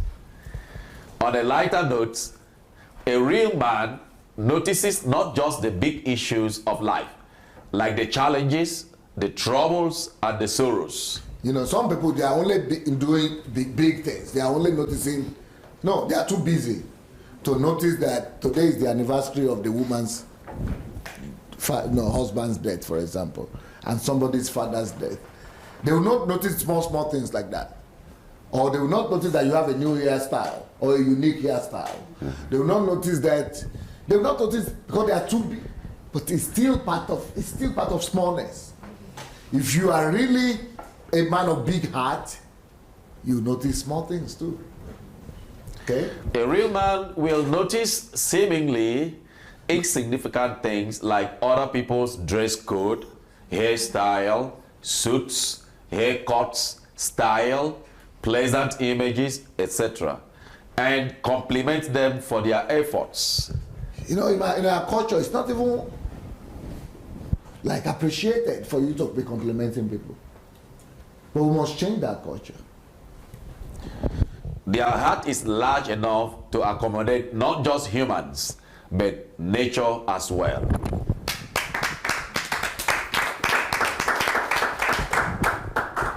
Okay.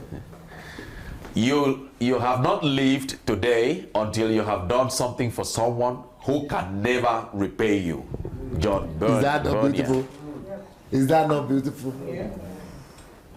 Let's say that again. You have not lived today until you have done something for someone who can never repay you. Is that not beautiful? Very beautiful. If you live a day without doing something for somebody that cannot repay you back, you have not lived.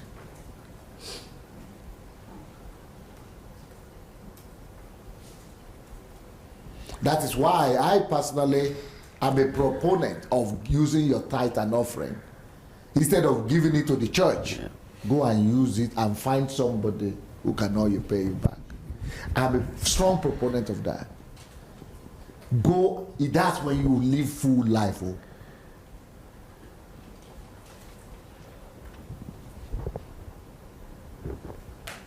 Every day find it. Being happy that there are people everywhere or somewhere who are being touched just because you are alive. And it doesn't take much. Maybe it's a smile. Maybe it's a compliment. Maybe it's a good word. Maybe some shaking change. But nevertheless, you have not lived any day if you have not done something for someone who cannot repay you back.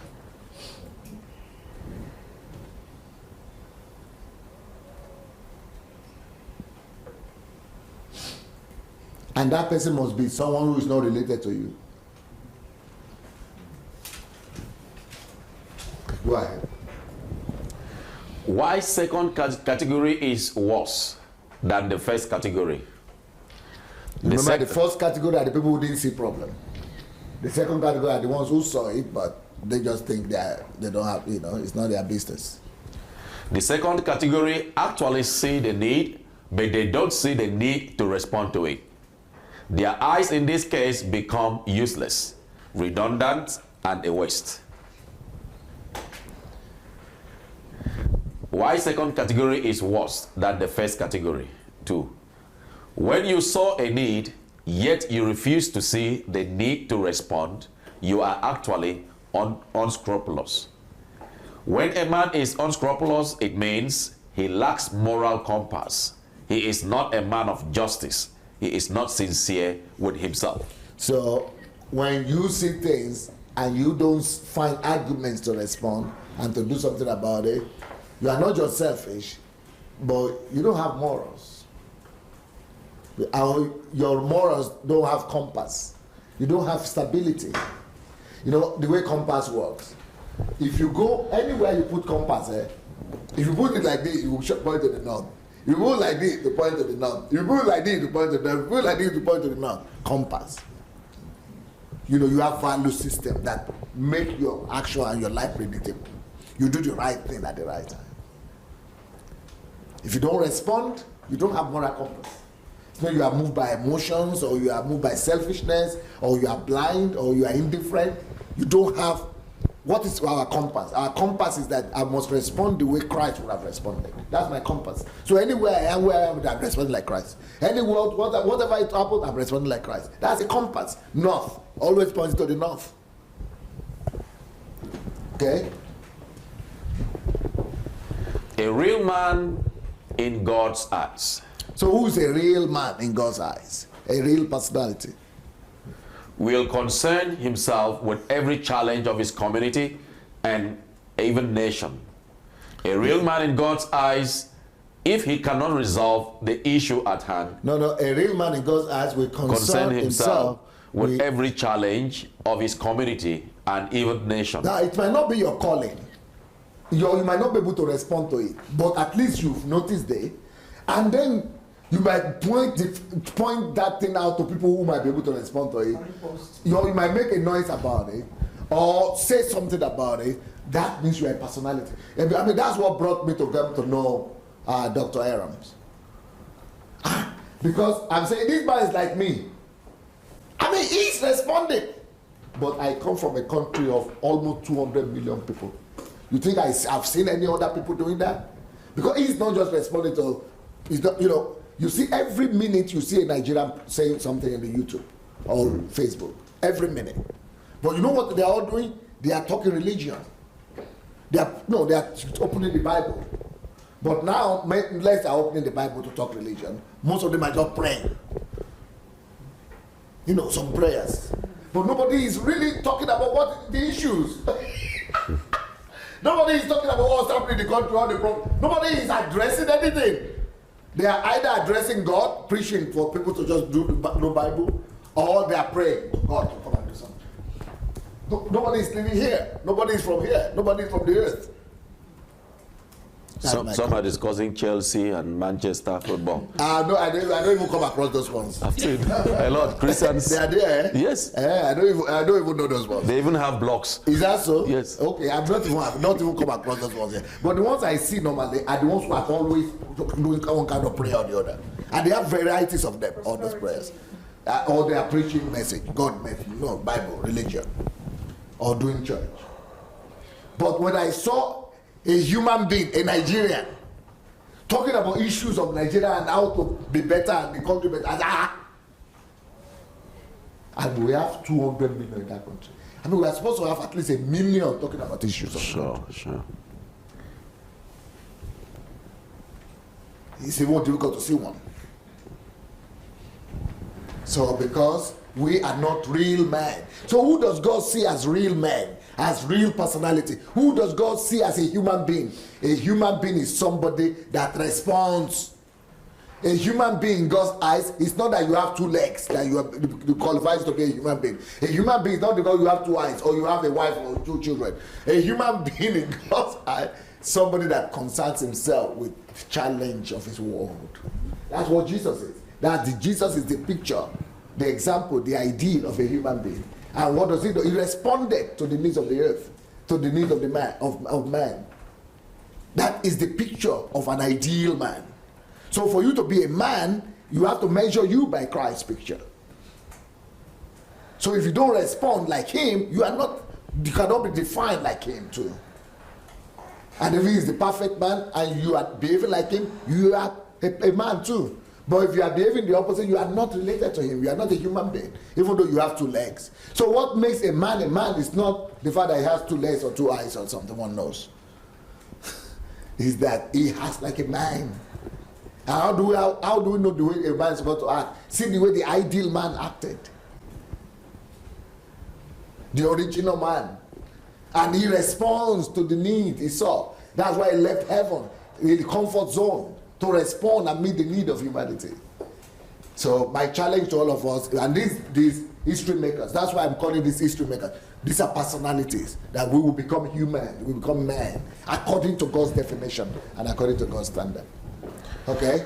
A real man in God's eyes, if he cannot resolve the issue at hand, he at least does something about what he sees. He would maybe set up an organization, social group, NGO to address the problem. Write an article, write a book, or start a blog. You see why in our church here we have over 3,000 NGOs now. Now you can see. Because people have been taught well. You don't bypass a situation or a problem. Everybody must have something a platform that is used to address, to change something in the world. Because we're a real man. And when I get to Nigeria, I'm going to set up, by the grace of God, 10,000 NGOs. But my goal before I die, I will help people to set up 1 million NGOs. That's 1 million problems have been addressed by different people. And it's not me. I will not have any name there, or I will not just inspire people to become human beings. Can you imagine if 1 million people, 1 million Nigerians, we have 1 million NGOs registered, addressing different situations? I will be ready to go to home. Oh. I'll be ready to go home. Hallelujah. Hallelujah.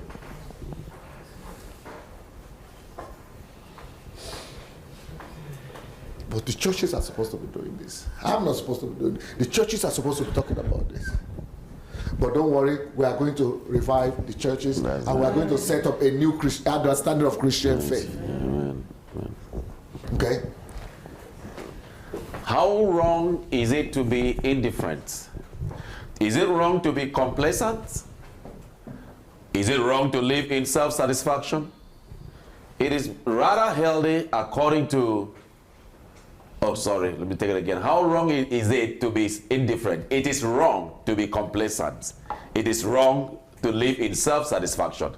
It is rather healthy, according to God, to always respond to the issues around us.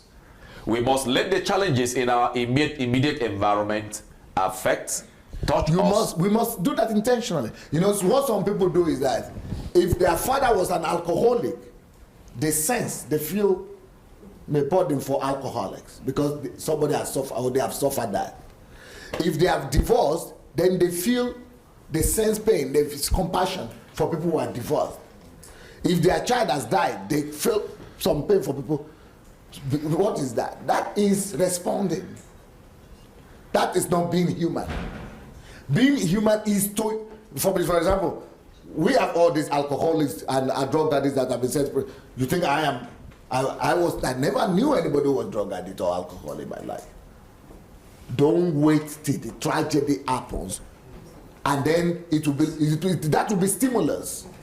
And stimulus is something that is used for animals. You have to come this way,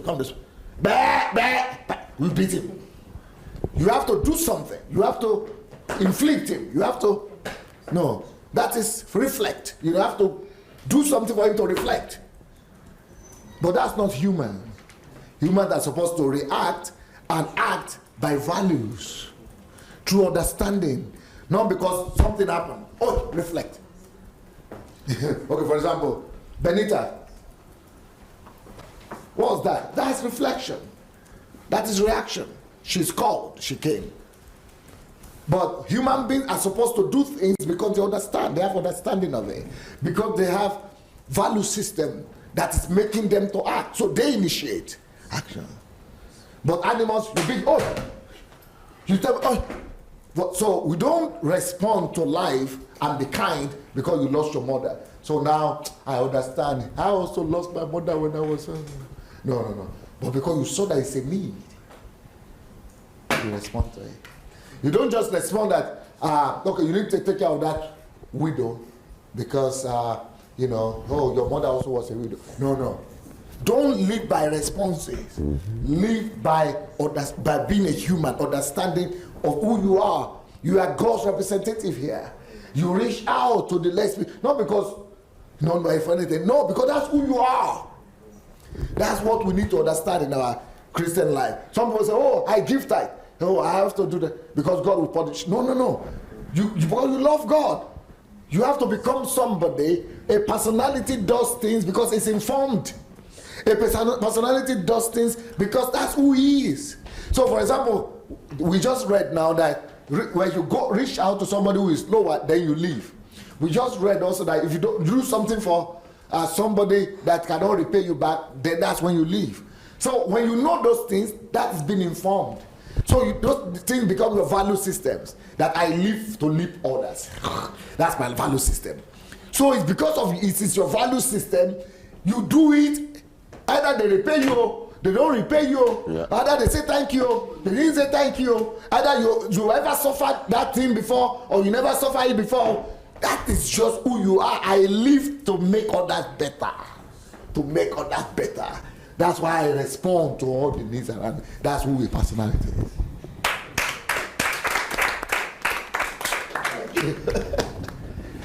We must let the challenges in our immediate environment affect, touch us. So it is cultivation. You need to cultivate this nature in you. We must let it affect us. But you know what biomasses do? Biomasses don't want to let it affect them because it's creating discomfort for me. Because they are reacting to feelings. They are animals. It's going to create discomfort for me. It's not because of value, higher value that I have that. I want it to affect me so that I remain a human. I want to feel the pain of everybody who is in need. I want to remain human. The more I'm able to respond, the more I'm human. But when I desensitize myself and I cut myself, I'm no more human. But biomasses, they want to cut off themselves because they don't want to feel pain. They don't want to feel the burden. They don't want to feel discomfort.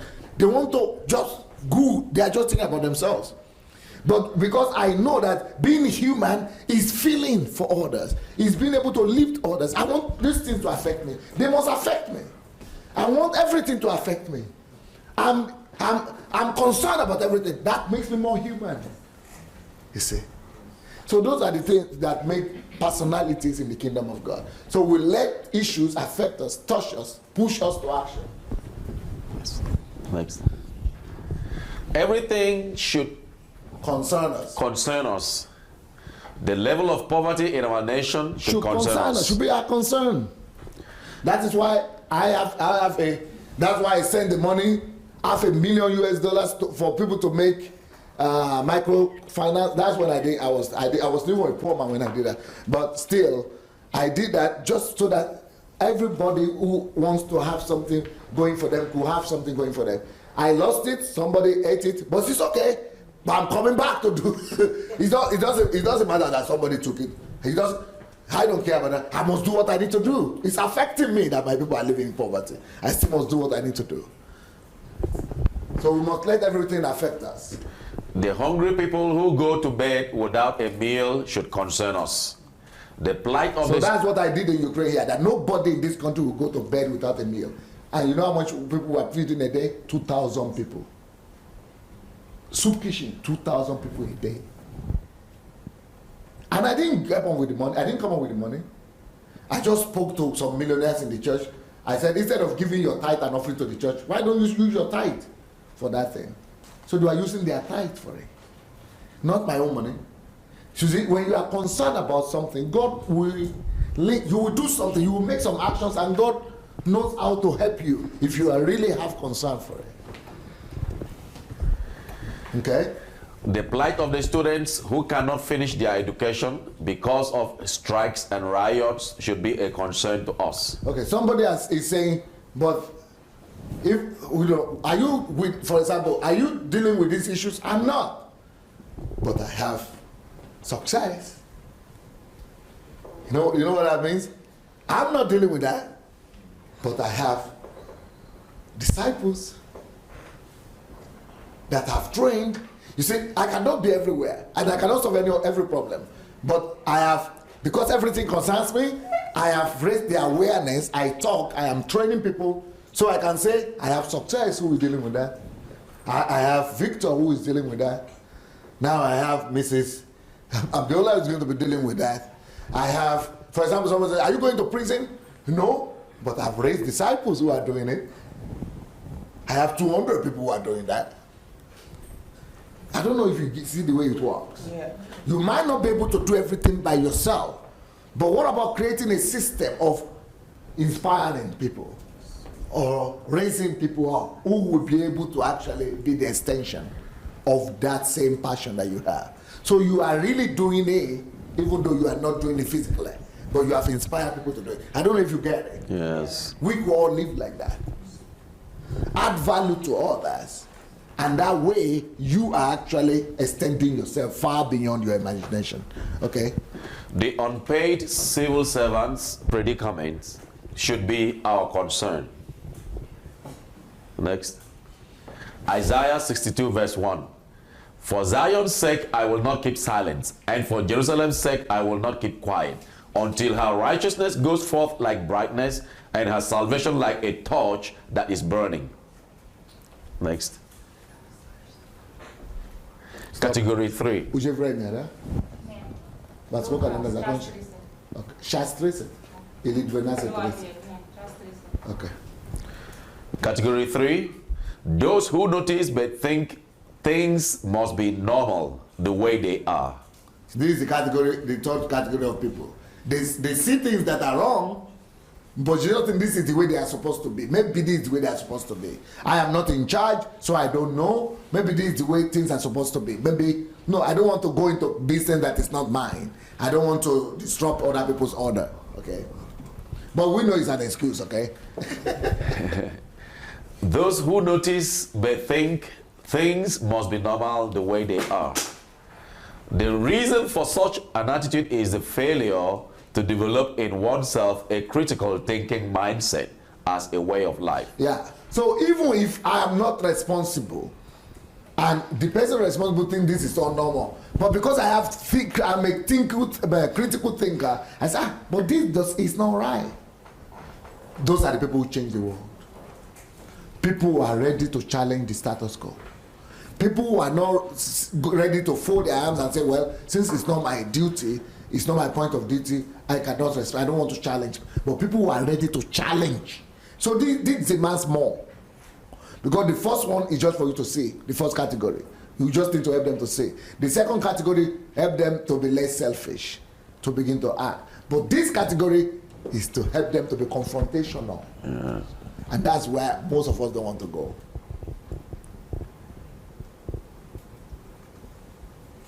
Challenge the people who are supposed to take action and not taking action. Be ready to go into a fight. And that's why people cannot understand me.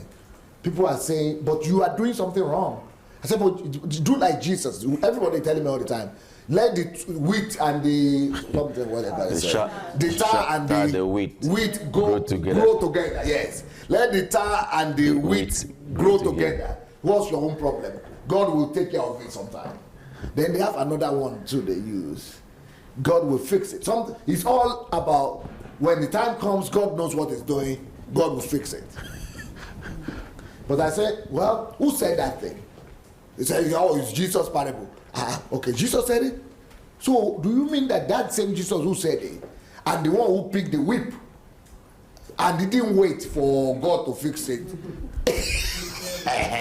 That same God though, that same Jesus that they are quoting. He didn't wait. That, okay, don't worry, I will just abide by that teaching. He saw a problem and responded to it. He went to fix it. And confrontational too. He didn't say, I'm going to wait for God for the end time. So even though he is the one who said that, but that's not what he meant, that just leave things to run their course and be bad. That's a different scenario. We must respond to life issues. And when necessary, we need to be confrontational. Yeah. But for you to be able to do that, it must start with critical, to developing critical thinking mindset. Because you must challenge yourself first, and you must challenge others. And you must have arguments that will be superior to other people's arguments, why they are not doing what they are supposed to do. You must come to challenge them and explain to them and really win them over. And that takes a bit more aggression, determination. And you need to really be determined. Okay? Next. The result of a lazy mind. If you don't challenge, it means you have a lazy mind. You don't have a critical mindset. The mind of such people becomes blind and blank as a result of laziness of the mind when they try to avoid straining themselves. Yeah, if you try to avoid straining yourself, well, you come to a place of disuse, a lack of use. It's just like muscles. If I'm lying down in bed for 1 year and I never move, what do we call that? The muscles will become what? Atrophy. Atrophy. Huh? Is it atrophy or dystrophy? Dystrophy, atrophy. It's just that's just life. The same with your willpower. The same with your life effectiveness.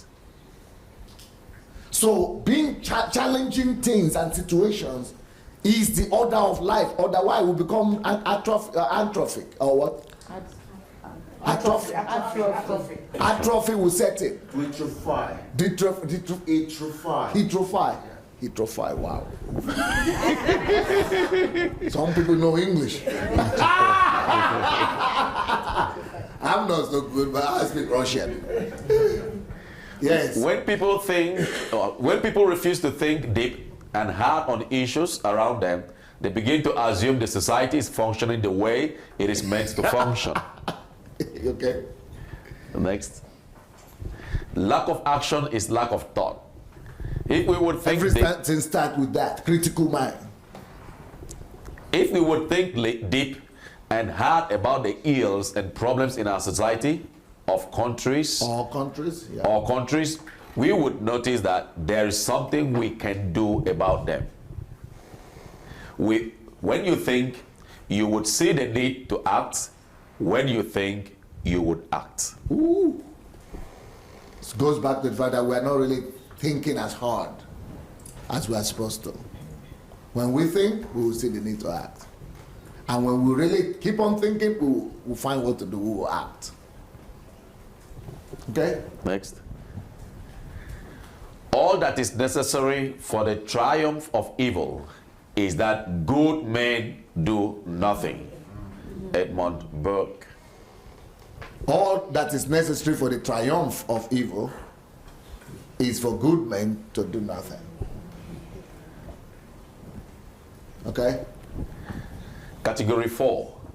Those who notice what is wrong, but don't wish to incur more problems to their troubles.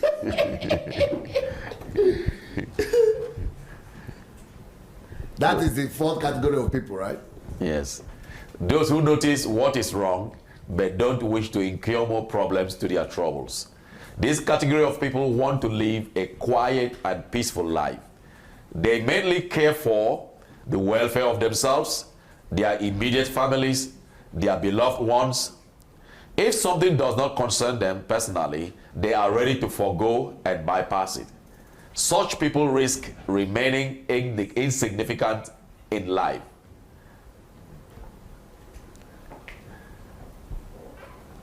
Don't avoid troubles. And everybody, some people, almost all over the world, everybody is trying to avoid troubles only. But they don't know that that is the opposite logic of life. There is no elevation without trials. Greatness comes through troubles. It's like it doesn't make sense, but that is actually what life is all about. Problems are ways to success. It is because we solve problems that we have a job. If there were no problems, you would not be employed. That's true. If you are a doctor, it's because somebody is sick. If you are a psychiatrist, that's because somebody lost their mind. Everybody is, you are relevant only because there is a problem somewhere. Okay? If you are selling foodstuffs, it is because people are hungry. You are resolving the problem of hunger. Goliath was a huge problem for David, but then it became his elevation. So never run away from problems and challenges. Run to them, run towards them. As soon as you resolve a problem, you become the hero over that situation. You see? That's why David became a hero over that problem. Because he faced it, he resolved it. Okay? Next. Problems, troubles, challenges are your call to promotion. To say, I don't want more problems, that is like saying, I don't want more elevation. I don't want more promotion. I don't want more success. Silence is too expensive a price to pay. Next. Helping other people doesn't add to your problems. They add to your opportunities. Beautiful. Beautiful. When the light is switched on, it makes a brighter room. When men and women are ready to step out of their comfort zone to resolve the problems of others and the society at large, then good changes take place in any country and in any society. A person may cause evil to others not only by his actions, but by his inaction. And in either case, he is justly accountable to them for the injury. So what is the response for the problems in Africa and Nigeria? Inaction. Of course. It's not just the politicians who are doing evil, but a multitude of us who are doing nothing. Yes. Next. Most of the privileges and benefits of us, most of the privileges and benefits of our civilization are a result of people who are not afraid of adding problems to their troubles. You see? The reason why we're enjoying everything we're enjoying today is because somebody is adding problems to his troubles. Despite their problems, they are creating more problems. They are facing more challenges.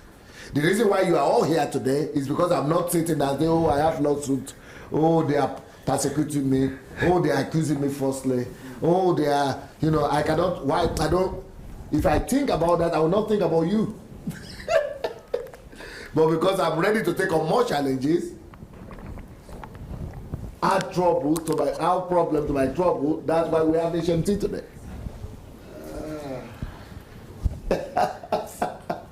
It's true.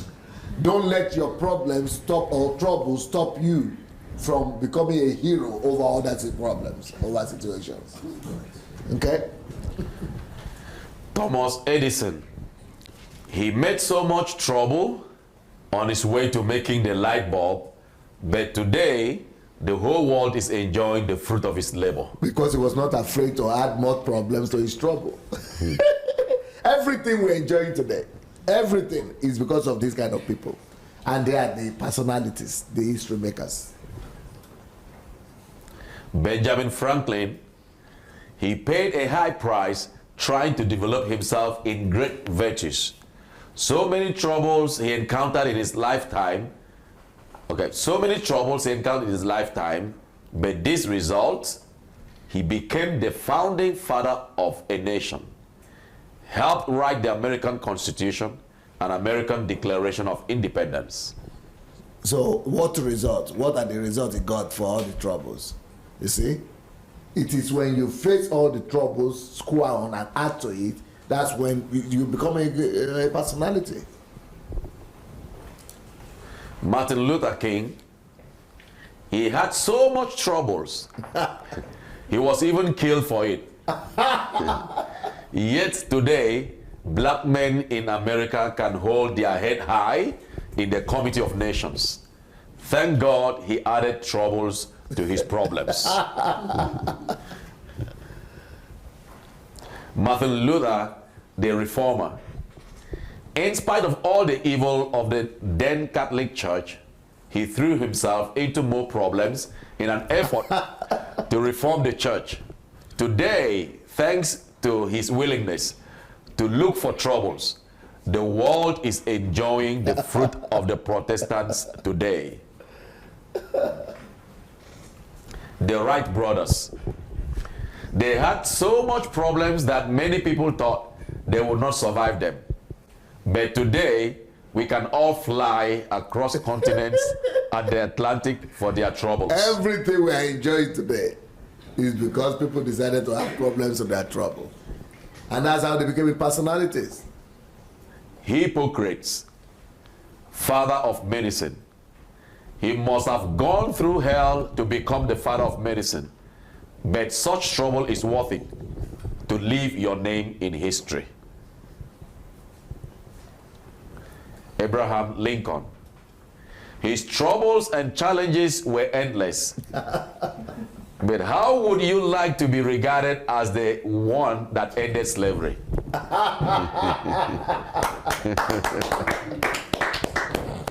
Mother Teresa.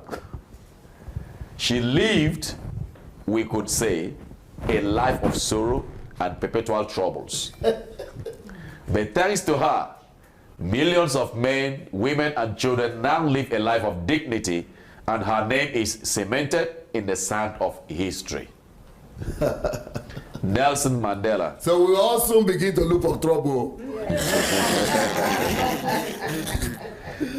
He spent 27 years in prison, most of it in solitary confinement, to become the father of the new South Africa. 27 years in prison must have been a lot of trouble, but to become a Nelson Mandela, it might just be worth it. Great individuals always respond to troubles, challenges, and difficulties with an aim to resolving them. That is exactly what Jesus did. He saw our desperate situation in sin and responded with a solution. That is what God Almighty did. He saw the earth in void and darkness and create light. For us to be men and women in God's eyes, we must begin to act like Him, respond to problems with answers. Will you be a real and sound personality? That's our challenge today. Let's talk to God. Jesus. You can sit down, you can remain sitting, just talk to God. Anyhow. Let everybody individually just talk to God anyhow you wish to, anyhow you want to. I'm sure God is opening our eyes. Understanding is coming. And it's time to surrender, to throw ourselves into the arms of God and say, yeah, it's time to begin to live. To begin to leave your mark in the sand of history. To begin to live a real life of significance, life of relevance. It's time to come alive. It's time to begin to live. It's time to begin to make a difference.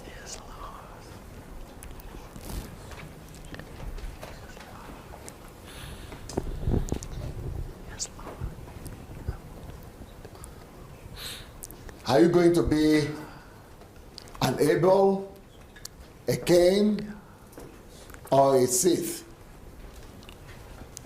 A problem, a solution, or a victim?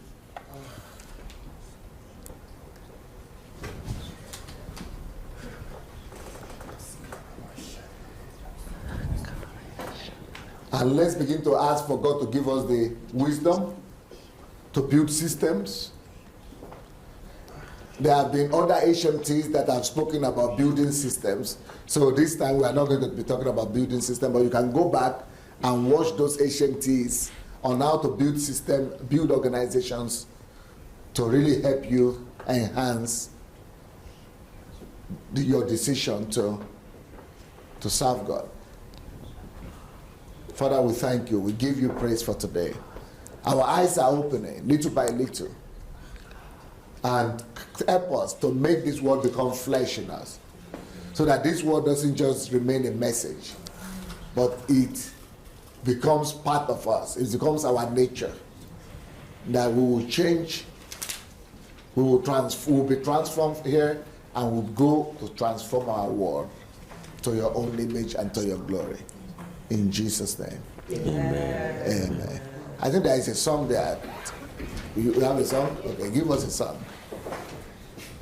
If you can use anything, Lord, you can use me. If you can use anything, Lord, you can use me. Touch my hands, Lord, and my feet. Touch my heart, Lord, speak to me. If you can use anything, Lord, you can use me. Use me. Everybody say, use me. Use me. Oh, Lord, use me. To Africa, use me. To Ireland, use me. In Ukraine, use me.